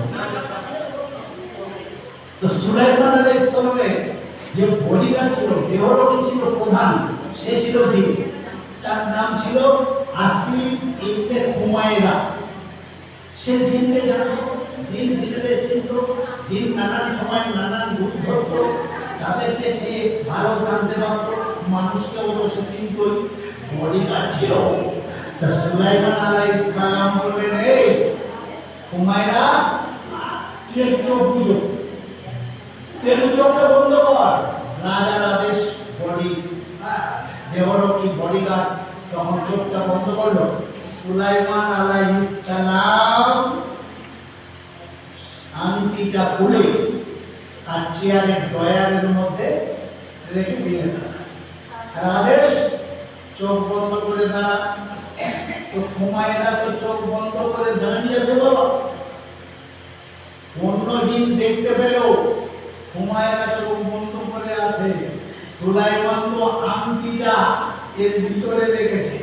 উনি পায়খানার ভিতরে ঢুকেছেন, ওনার কেরামতি ওনার যা কিছু সত্য আংটির ভিতরে। এবার তো সাধারণ মানুষ হয়ে গেছেন, পায়খানা ফিরে বেরিয়ে দেখছেন অন্য একটা জীব, সে তখন সুলাইমান আলাইহিস সালামের রূপ ধারণ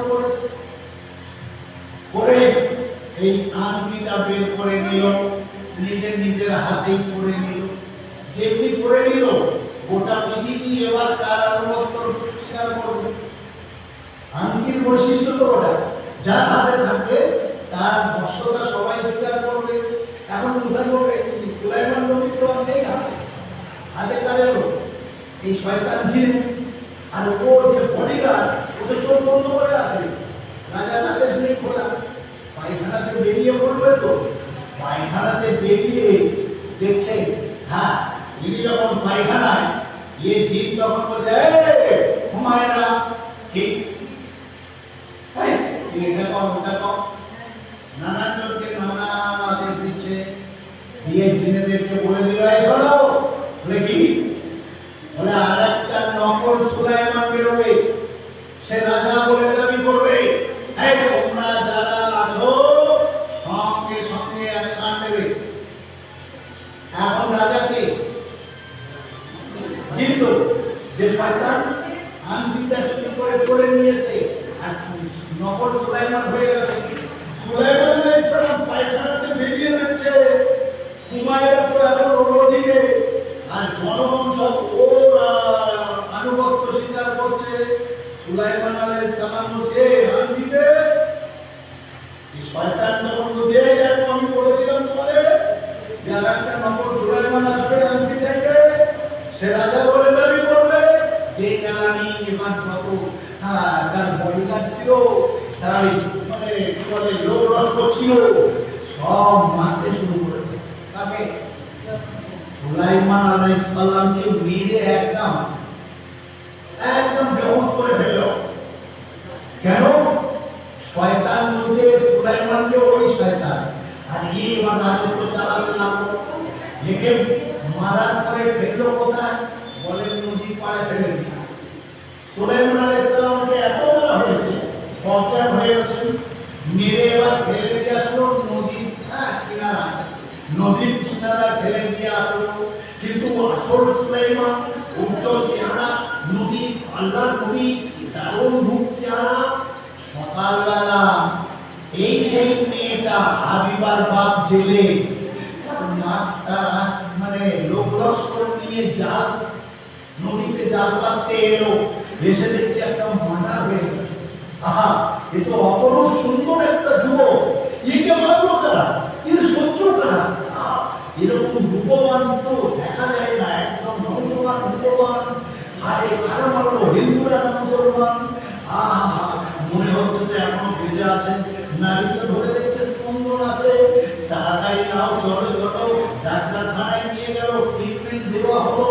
ট্রিটমেন্ট দেওয়ার পরে সুস্থ হলো, বাড়ি নিয়ে এসে তাকে সেবা শুশ্রূষা করতে লাগলো। এখন সুলাইমান আলাইহিস সালাম জ্ঞান বুঝতে পাওয়ার পরে দেখছে আমি তো ছিলাম বাদশা, এলাম কোথায় জেলের ঘরে। হায় হায়, এখন বলতে পারছি না, চারিদিকে রটে গেছে, নকল সুলাইমান বেরিয়ে গেছে। যদি সুলাইমান নবী বলে দাবি করে কেরানি দেবে জনগণে, এখন নিজের পরিচয় দিতে পারছেন না।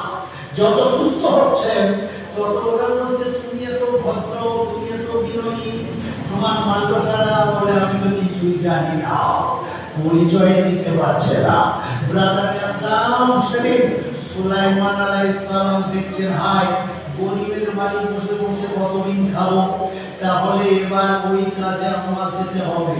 ছিলেন রাজা, এইবার হচ্ছেন কার প্রজা, জেলে, ছেলের সঙ্গে মাছ ধরতে যাচ্ছে।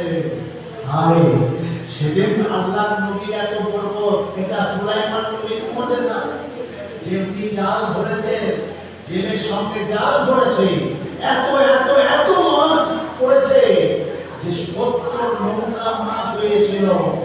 এই জেলেই সেদিন এত মাছ বিক্রি করে এই জেলে যে সুলাইমান নবী সেবা শুশ্রূষা করেছিল, সেবা করেছিল, বড় লোক হয়ে যাচ্ছে। আর ভাবছে ইয়ে কি লোক রে বাবা, যে জালটা ধরার কারণে, আমাদের সঙ্গে থাকার কারণে এত মাছ এসে গেল, এ তো বিরাট বরকতি লোক। সকলে মিলে এবার যত্ন করতে লাগলো। এবার এই করতে করতে 6 মাস কেটে গেল। একদিন তার ঘরে মেয়ে আছে, সুলাইমান নবীর চোখে কখনো পড়েনি। বাপ যখন একদিন মাকে বলছে, হ্যাঁ রে এ হাবিবার মা, এই ছেলেটা আমাদের বাড়ি 6 মাস আছে, আর এই আসার পর থেকে এত মাছ পাচ্ছি, বড় লোক হয়ে যাচ্ছে। তা আমাদের হাবিবাকে এই ছেলেটা কেমন বলো তো? ছেলেটা খুবই ভালো। আর কি মনে হচ্ছে? বলছে না গো, ছেলেটাকে কখনো তো খারাপ ব্যবহার দেখিনি। এটা বইয়ের কাছ থেকে সার্টিফিকেট দিল।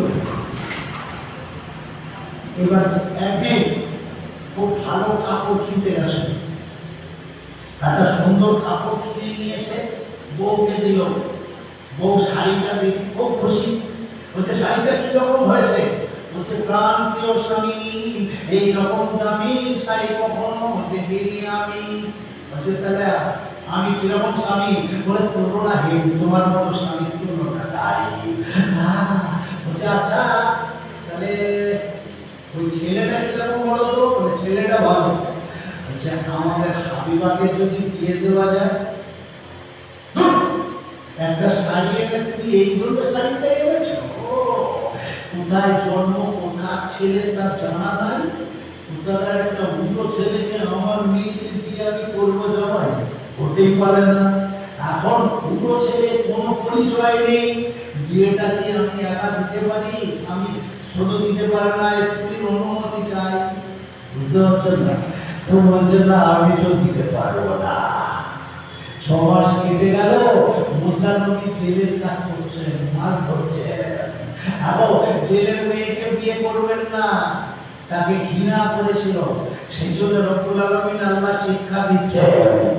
এরপরে সুলাইমান আলাইহিস সালাম, আল্লাহ কি মানে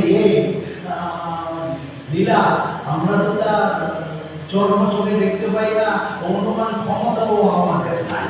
এরপরে রাতের পর রাত কেটে যাচ্ছে, বউকে রাজি করে নিল, নিয়ে এবার সুলাইমান আলাইহিস সালামের সঙ্গে ওই বললো আমার একটা মেয়ে আছে বাবা, তুমি বিয়ে করবে?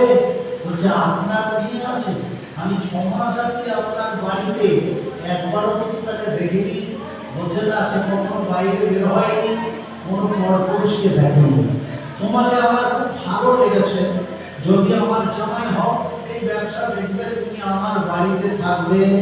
সুলাইমান আলাইহিস সালাম দেখছেন আমার তো ঠিকানা নাই, পরিচয়ও দিতে পারছি না, আমার বাপ দাউদ নবী ছিল, আমি সুলাইমান নবী, এখানে যখন থাকতে হবে বিয়েটা করে নিই। বিয়েটা হয়ে গেল।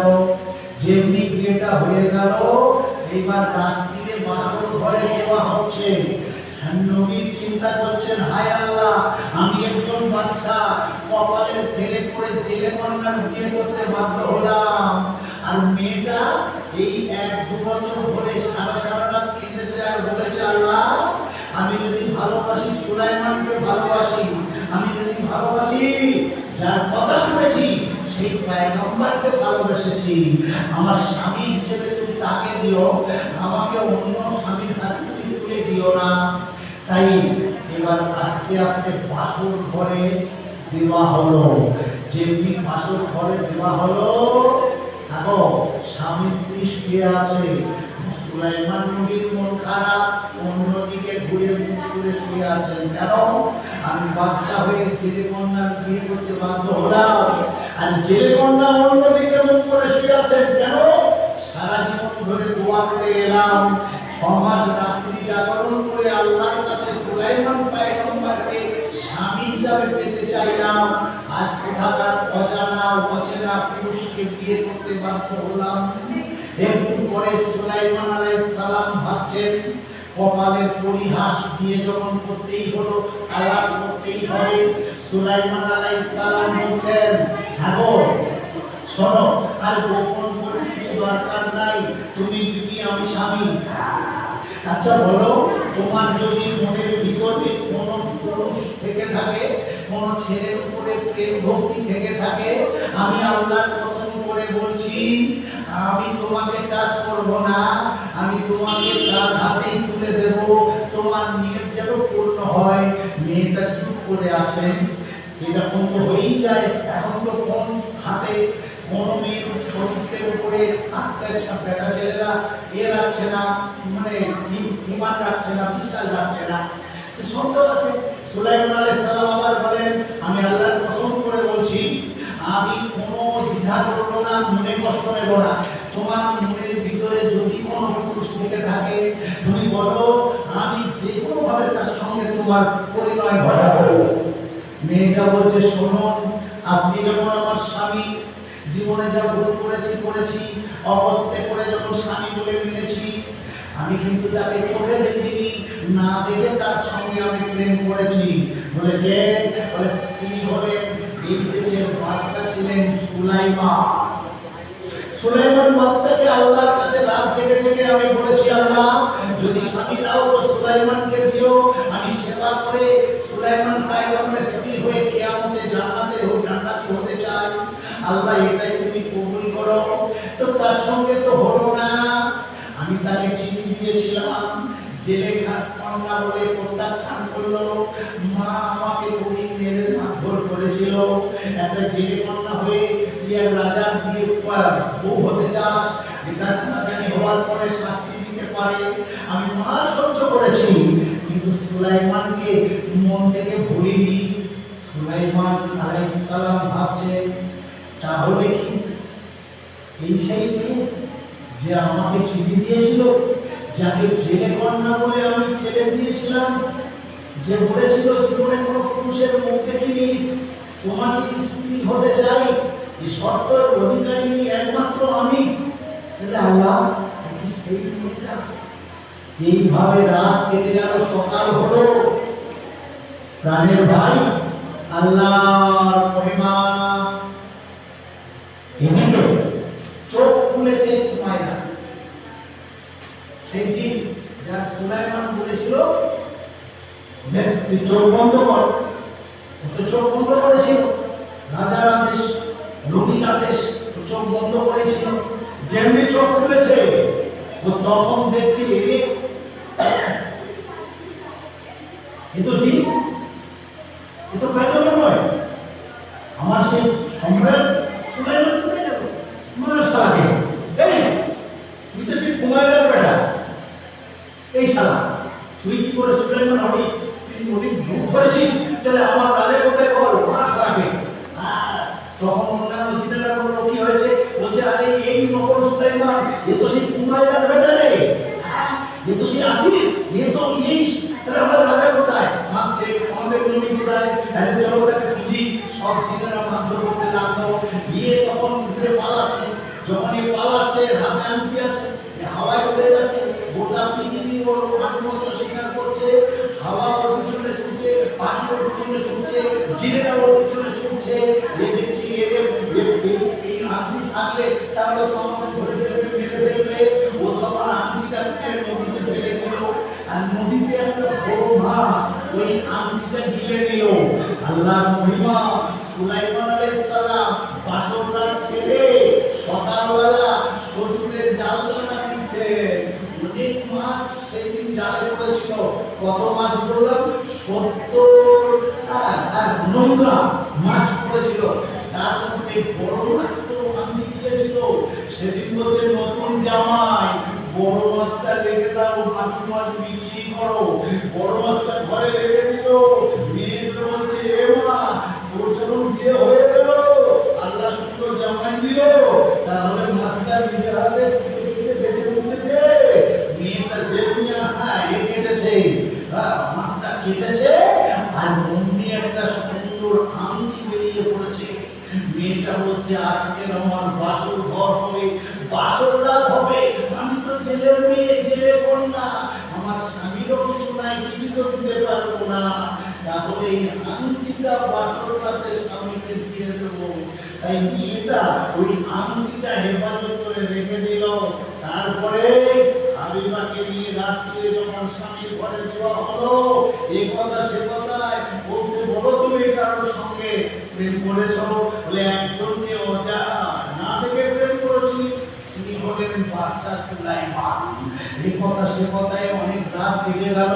বলছে, স্বামী কিছু তো দিতে পারিনি আমি, তবে মাছের ভিতরে একটা আংটি ছিল, ওই আংটিটা আমি আপনাকে উপহার স্বরূপ বাসর রাতে স্মৃতিস্বরূপ দিয়ে দিলাম।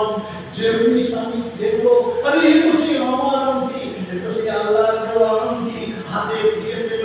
মুসা সুলাইমান আলাইহিস সালাম অবাক হয়ে গেল, জ্ঞান হারালো। আরে একটু আংটি এর কাছে কোথা থেকে এলো? উনি বেহুশ হয়ে গেল। হাবিবা চিন্তা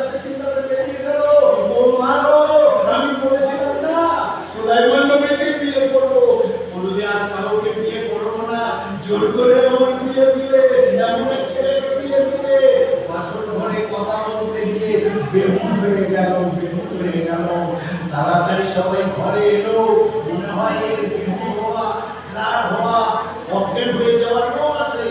মাথায় পানি পানি দিয়ে জ্ঞান ফিরে পেল। হযরতে সুলাইমান আলাইহিস সালাম আংটি ফিরে পাওয়ার পরে সম্মুখী ধারণ করলেন। গোটা পৃথিবী তার উপর আত্মগত এবার স্বীকার করবে। প্রাণের ভাই ওয়াইবাদুর রহমানিল্লাযীনা ইয়ামশুনা আলাল আরদি হাওনা, এই পৃথিবীতে অহংকার কেউ যদি করে, আল্লাহ তাকে এইভাবে উচিত শিক্ষা দিয়ে আবার নবীদেরকে আবার তার সান্নিধ্য লাভ করার সুযোগ দিয়েছেন। সাধারণ মানুষকে সুযোগ নাও দিতে পারেন। 10 বিঘের মালিক, 20 বিঘে জমির মালিক, 20 কোটি টাকার মালিক, কোনোদিন কাউকে ঘৃণা করা যাবে না। ব্রাদার ইসলাম, বুখারী শরীফের হাদিসে এসেছে, কাল কিয়ামতের দিনে এক আল্লাহ বলবেন জান্নাতি মানুষকে বলবেন, এই তুই বল তোর কাছে দুনিয়াতে আমি সেদিন খেতে চেয়েছিলাম, তুই আমাকে তো খেতে দিসনি, তাই তোকে আমি জাহান্নামে দিয়ে দিলাম। ও বলছে আল্লাহ বলছেন তুই জাহান্নামে কেন এলি? আমি জানি না, আমি তোর নামাজ পড়তাম, আমি তো রোজা রাখতাম, আল্লাহ তোমার আদেশ মেনেই চলতাম, তথাপিও কেন জাহান্নাম দেওয়া হলো আমি তো জানি না। আল্লাহ বলছে, এই আমি একদিন তোর কাছে দুটো খেতে চেয়েছিলাম, তুই আমাকে খেতে দিয়েছিলিস, খেতে দিসনি, তাই তোর পরিণতি হলো। আল্লাহ তুমি তো রুচির মালিক, সকলকে রুচি দাও, তুমি আমার কাছে খেতে চেয়েছো। বলছে না রে, আমি তো থাকি বান্দাদের মধ্যে, আমার এক গরিব বান্দা, ভিক্ষুক বান্দা তোর কাছে গিয়েছিল না, হাত পেতেছিল, এক মুঠো খেতে চেয়েছিল, তুই তাকে ফেলে দিয়েছিলিস না, তুই তাকে খেতে দিসনি, তার কারণে আজ তোর জাহান্নাম হলো ঠিকানা। একজন নামাজিও সেদিন জাহান্নামে যাবে যদি গরিবকে ঘৃণা করে ব্যবহার এমন করে। একজন বেশ্যামী, একজন চরিত্রহীন মেয়ে, সেও জান্নাতে যেতে পারে। বুখারী শরীফের হাদিসে ঘটনা এসেছে, একজন বেশ্যা মেয়ে রাস্তা দিয়ে যাচ্ছে, একটা বিড়াল না কুকুর কোনো একটা পশু মরুভূমে পানির পিপাসিত হয়ে ছটফট করছে, পানি পানি, আমি আর বাঁচবো না, লালা ফেলছে। ওই মেয়েটা, বেশ্যা মেয়েটা ওড়নাটা খুলে নিল, কুয়ায় নামিয়ে দিল, কুয়াটা ভিজিয়ে সেটাকে নিচে পানিটা দিয়ে ওই কুকুর বা বিড়ালটার জীবনটা বাঁচিয়ে দিল। আল্লাহ বলছেন ও বেশ্যা হতে পারে, এই কাজটাই আমি সন্তুষ্ট হয়ে ওর জন্য আমি জাহান্নাম হারাম করে জান্নাত ঘোষণা করে দিয়েছিলাম। সুবহানাল্লাহ। জানতে হবে প্রাণের ভাই, কখনো নিচু তবকাকে ঘৃণা করা চলবে না। সেটা বুখারী শরীফের হাদিসে এসেছে, আমরা জানি, শুনি, মানি না। হযরত আলী রাদিয়াল্লাহু তাআলা বাড়িতে ফিরেছেন যুদ্ধ থেকে, বাড়িতে কিছু নাই। সেদিন মা ফাতেমা বলছেন, স্বামী 2-3 দিন রান্না নাই, হাসান হোসেন কাঁদছে, এত কাঁদছে আমি আর থাকতে পারছি না। আমার আব্বা আমার একটা চাদর দিয়েছিলেন, ওই চাদরটা যতদিন বাঁচবো আমার ঘরে বরকতের জন্য রাখবো ভেবেছিলাম, কিন্তু এটা নাও, বাজারে কাউকে বিক্রি করে চাল আটা চাও তুমি নিয়ে এসো। আলী রাদিয়াল্লাহু তাআলা বাজারে গেলেন, কে বলছে রে মদিনাবাসীরা শোনো, এই চাদরটা কার দেওয়া জানো? না, বলছে দয়ার নবী মুহাম্মদ সাল্লাল্লাহু আলাইহি ওয়াসাল্লামের দেওয়া উপহার, বাড়িতে 3 দিন সকলে অনাহার, তাই রাখতে পারলাম না। আজ কোনো ব্যক্তি উচিত মূল্য দিয়ে কিনে নেবে। একজন বলল, হে আলী, আমার কাছে 6টা দিরহাম আছে, নাও, আর আমাকেই তুমি দাও, অন্যকে দিও না গো, নবী চাদরটা আমার বাড়িতে রাখতে চাই। 6টা দিরহাম দিল, চাদরটা তাকেই দিল। এমন সময় আল্লাহর পরীক্ষা। একজন এসে বলছে, আলী তোমাকে সত্যি কথা বলি, সারাদিন কোন জ্বলেনি, দেখতে চলো বাড়িতে বাচ্চাদের ছটফটানি, আল্লাহর রাস্তে কিছু হবেনি। হ্যাঁ, এত সদস্য, 6টা দিরহাম, সব যদি না দিই, অর্ধেক দিই, তাহলে ওর তো সবার পেট ভরবে না। কি করবো? 6টা দিরহাম যা পেয়েছিলেন হযরত আলী তার হাতে দিয়েছিলেন। ভিক্ষুকটা নিচে বসে পড়লেন, দাড়িওয়ালা টুপিওয়ালা পরেন্দার বৃদ্ধ মানুষ বসে পড়ে বলছে, আল্লাহ, আলী যেমন আমার বাড়ির সমস্যা মিটিয়ে দিল, আল্লাহ তুমি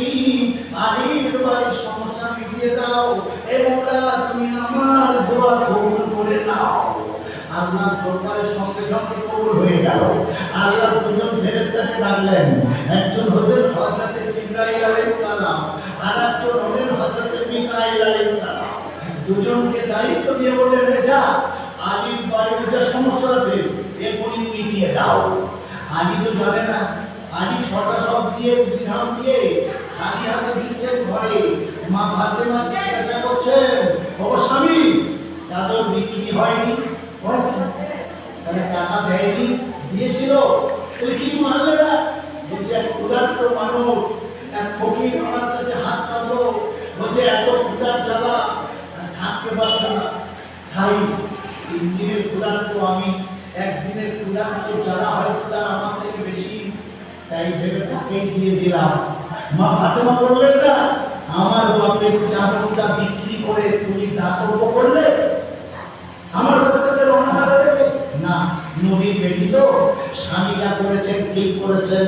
খালি হাতে ঢুকছেন দুজনে ঘরে। হাসান আর হোসেন কান্নার আরো আওয়াজ বাড়িয়ে দিল। আলী কাঁদছেন আর বলছেন, এই কান্না আমি সহ্য করতে পারছি না। তুমি মা, সবসময় কান্না দেখো, তুমি থামাও, আমি বাইরে যাই যদি কিছু পাই।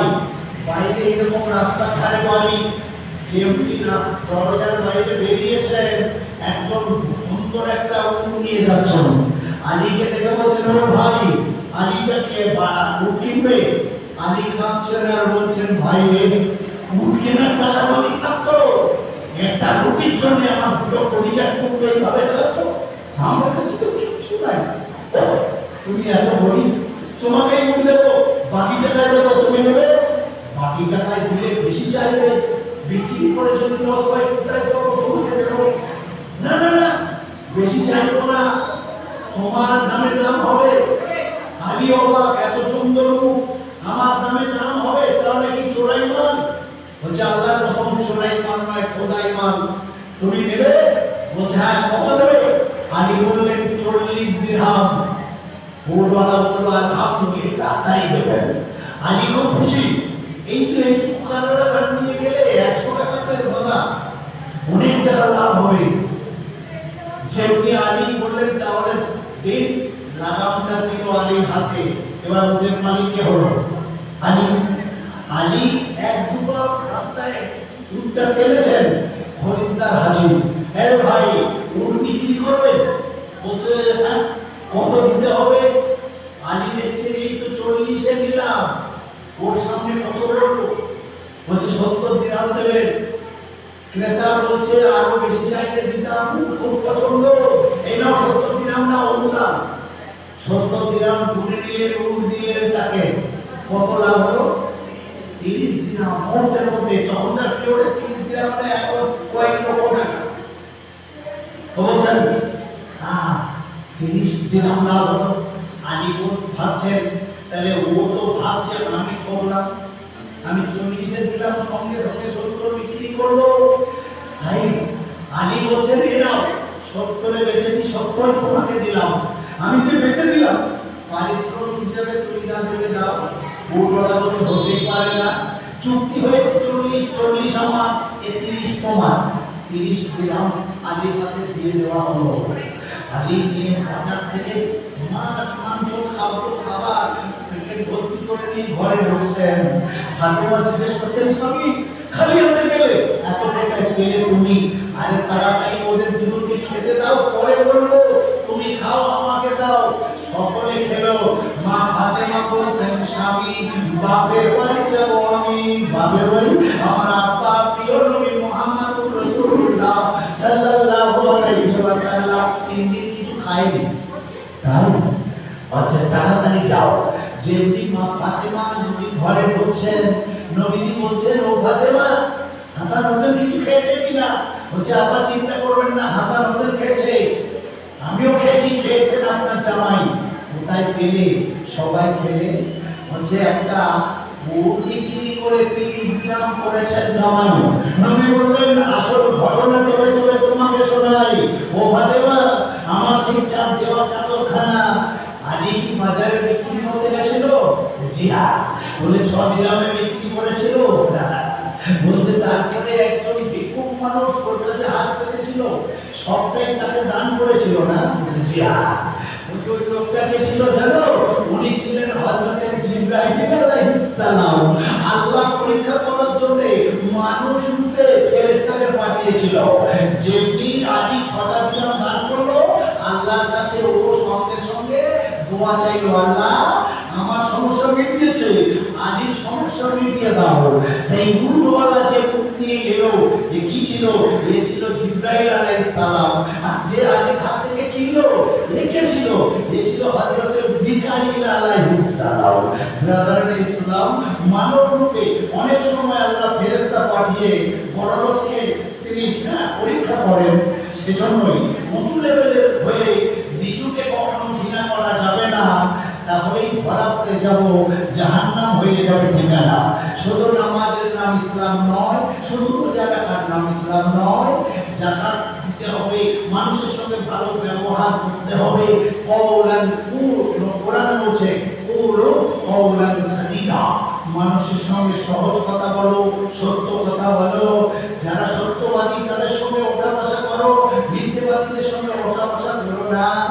এই পরিশেষে বলি, আল্লাহ আমাদের শোনার পরে যেন আমল করার তৌফিক এনায়েত করেন। আর রব্বুল আলামিন তার উপরে যেন আরো বেশি বেশি করে তাওয়াক্কুল আমাদের বাড়িয়ে দেন। আমরা প্রত্যেকে নামাজ পড়ব, সাথে সাথে ইসলামী আদব কায়দা আইন কানুনগুলো বেশি বেশি করে মেনে চলার যেন আল্লাহ তৌফিক এনায়েত করেন। বলুন আল্লাহুম্মা আমিন। মা বোনদের জন্য খুব সহজ ব্যাপার। মা ওই মেয়ে ছেলে জান্নাতি হবে যে মেয়েটা নামাজ পড়বে, রোজা করবে, আর স্বামী সংসার মানে খুব সুষ্ঠুভাবে পরিচালনা করবে বা দেখাশোনা করবে, স্বামীর সেবা করবে। তাহলে মেয়েদের জন্য 3টে শর্ত: নামাজ পড়বে, রোজা করবে, আর স্বামীর সেবা করবে। এই 3টে গুণে যদি কোনো মানুষ, কোনো মেয়ে ছেলে সার্টিফিকেট পায়, আল্লাহ বলছে ওই মেয়েটা জান্নাতি হবে। আর পুরুষের জন্য কতগুলো শর্ত জানেন তো? কি? নামাজ পড়তে হবে, রোজা করতে হবে, জাকাত করতে হবে, দান করতে হবে, খয়রাত করতে হবে, মানুষের সঙ্গে ওঠাবসা, মানে কথাবার্তা ভালো করতে হবে, বইয়ের সেবা করতে হবে, বাবার সেবা করতে হবে, মায়ের সেবা করতে হবে, ছাত্র ভাই দেখতে হবে, মাদ্রাসা দেখতে হবে, মসজিদ দেখতে হবে। তারপরেও হাজরের ময়দানে হিসেব নিকেশ হবে, কবে মেয়েটা জান্নাত হবে।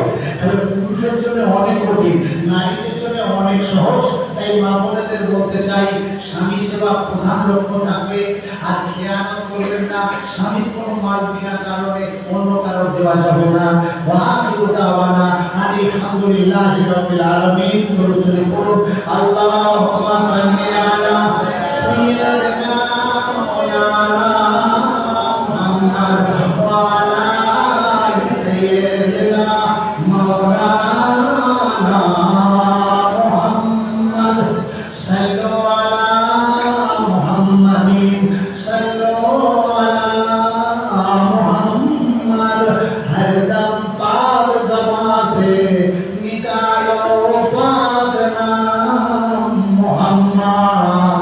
अल्लाहुम्मा सल्ली अला सय्यिदिना मौलाना मुहम्मद व अला आलि सय्यिदिना मौलाना मुहम्मद। हुवा सय्यिदुना हुवा मौलाना فالعز لنا لإجابته بلغ العلا بكماله كشرفت جماله حسن الجميع خصاله صلوا عليه وآله نال الشرف والله وفى أما سلفا من أمته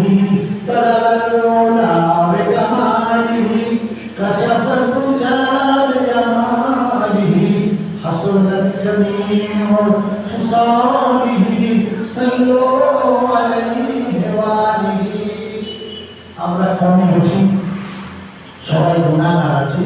একবার ইস্তেগফার করে নিয়ে আসো, আস্তাগফিরুল্লাহ রাব্বি মিন কুল্লি যামবিন ওয়া আতুবু ইলাইহি। একবার আলহামদুলিল্লাহ সুন্দর সূরা ইখলাস পড়বে আল্লাহু আহাদ।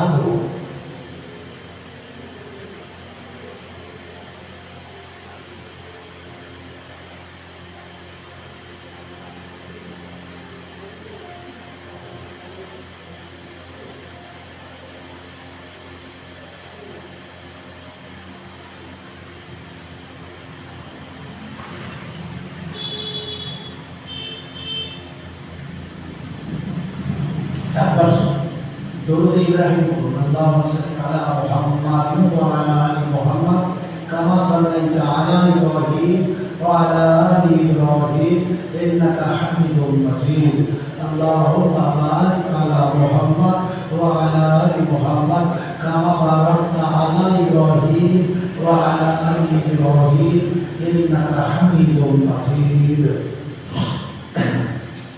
আল্লাহুম্মা আমিন। اللهم انت السلام ومنك السلام وقنا عذاب السلام تبارك ربنا وتعالى يا ذا الجلال والاكرام ربنا ظلمنا انفسنا وان لم تغفر لنا وترحمنا لنكونن من الخاسرين حسبنا الله ونعم الوكيل نعم المولى ونعم النصير فصلي يا الهي كل صعب بحرمه سيدنا سهل بفضلك يا عزيز। আল্লাহ হাত তোলার আগে মুহূর্ত পর্যন্ত যা গুনাহ করে ফেলেছি নিজ করুণায় মাফ করে দাও। রাতের অন্ধকারে দিনের দুবারে যারা অজানা ছোট বড় গোপনে প্রকাশ্যে সেরেকি বেদাতি জাহিরি বাতিল সাকিরা কাতিরা হাতের দ্বারায় চোখের দ্বারায় অপরকের দ্বারায় যা কিছু গুনাহ করেছি মাফ করে দাও। ইয়া আল্লাহ আমাদের পাপ দাদা আল্লাহ আল্লাহ আমাদের স্ত্রী আত্মীয় স্বজন মায়ের জন্য আত্মীয় স্বজন বাপের জন্য আত্মীয় স্বজন এলাকার বেগাদার এলাকা বেগানা কবর যাদের হয়ে গেছে ঠিকানা আল্লাহ তাদের খেলা তুমি বিগত জীবনের পাপগুলো তুমি মাফ করে দাও। ইয়া আল্লাহ এতক্ষণ ধরে আল্লাহ এই পবিত্র ঘরে আল্লাহ এই একটা কারবার একটা ব্যবসা করার জন্য ফিরোজ ভাই এই ঘরটাকে তৈরি করেছে একটা উদ্দেশ্য নিয়ে। আল্লাহ উদ্দেশ্যটা সফল করো। এই ঘরে মিলাদুন নবীকে অনুষ্ঠিত করে আল্লাহ সেই ব্যবসা যাতে চালু হয়, তাতে যাতে বরকত হয়, ফিতনা ফাসাদ থেকে হেফাজত থাকে, সমস্ত বিপদ আপদ থেকে সমস্ত রকমের রকাওয়াট ঝঞ্ঝাট ঝামেলা থেকে মুক্ত থাকে। তাই বড় আশা নিয়ে মিলাদুন নবী দিয়ে হে আল্লাহ সে তোমার কাছে আল্লাহ তার ব্যবসায় বরকত কামনা করে তার নিয়তকে তুমি পূর্ণ করে দিও। হে আল্লাহ এই মিলাদুন নবী উসিলা করে আমাদের দোয়াকে তুমি কবুল করে দাও। তার আল্লাহ তার ব্যবসা তুমি কবুল করে দিও, তার ব্যবসায় তুমি বরকত দিও, ঝঞ্ঝাট ঝামেলা থেকে মুক্ত রেখো, সমস্ত রকমের বিপদ থেকে হেফাজত করো। হে আল্লাহ তার বাবা দাদা দাদির নামায় আমাদের তুমি জান্নাতুল ফেরদাউস লিখে দিও। আল্লাহ আমরা যারা হাত তুলেছি আমাদের বাবা যারা চলে গেছেন আজকের যত আল্লাহ তোমার পাক কালাম তেলাওয়াত করেছি শুনেছি দেখা করেছি আল্লাহ যা সওয়াব হুজুরের পাকে পৌঁছে দিও, সমস্ত আম্বিয়া আলাইহিস সালামের পাকে পৌঁছে দিও, সমস্ত সাহাবায়ে কিরামের পাকে পৌঁছে দিও, সমস্ত তাবিঈনদের পাকে পৌঁছে দিও, সমস্ত উলামাদের পৌঁছে দিও। হে আল্লাহ মুমিনের পাকে পৌঁছে দিও, আমাদের এলাকাদের আল্লাহ পবিত্র পৌঁছে দিও। বিনিময়ে তাদের তুমি জান্নাতুল ফেরদাউস নসিব করো। হে আল্লাহ আলামে বরজাখে হে আল্লাহ কবরের জগতে কতদিন হবে তা তো জানি না। হে আল্লাহ সেই কবরের জগৎকে সময় জগৎ করো, কবরের পিছনে ভগবান করে দিও। হে রব্বুল আলামিন আল্লাহ আমাদের দোয়াকে কবুল করে নাও, গোটা পৃথিবীকে তুমি রহমত নাযিল করো। হে আল্লাহ রহমত করম করো, করোনা নামক হে আল্লাহ এই মহামারী থেকে বিশ্বকে তুমি হেফাজত করো, দিলে কিছু উপবাস করা তুমি দান করো, অপরদের উদ্ধার করো। হে আল্লাহ শত্রুদেরকে আল্লাহ তুমি হেফাজত করো, শত্রুদের শত্রুতা থেকে তুমি হেফাজত করো, কোরআন হাদিসের বিরোধীদেরকে আল্লাহ তুমি হেফাজত করো, তাদের হাত থেকে কোরআন হাদিসকে রক্ষা করো, খাস করে মুসলমানের জান মাল ইজ্জতকে তুমি রক্ষা করো। জাযাল্লাহু আন্না মুহাম্মাদান মা আওয়ালু। হে আল্লাহ তোমার রাসূলের করে আমাদের দোয়াকে তুমি কবুল করে দাও। আল্লাহ কবুল করে দাও। এই মিলাদুন নবীর ওসিলা করে হে আল্লাহ তুমি এর ব্যবসায় বরকত ভরপুর করে দিও, আল্লাহ ভরপুর করে দিও, মনের আশা আকাঙ্ক্ষা পূর্ণ করো। হে আল্লাহ এদেরকে পাঁচওয়াক্ত নামাজি বানিয়ে দিও, কোরআন হাদিস মোতাবেক চলার জন্য তৌফিক দান করো। সাল্লাল্লাহু তাআলা আলা ذكره محمد وآله وصحبه أجمعين برحمتك يا أرحم الراحمين. صحب لا إله إلا الله محمد رسول الله. ওযু কোথায় করা যাবে?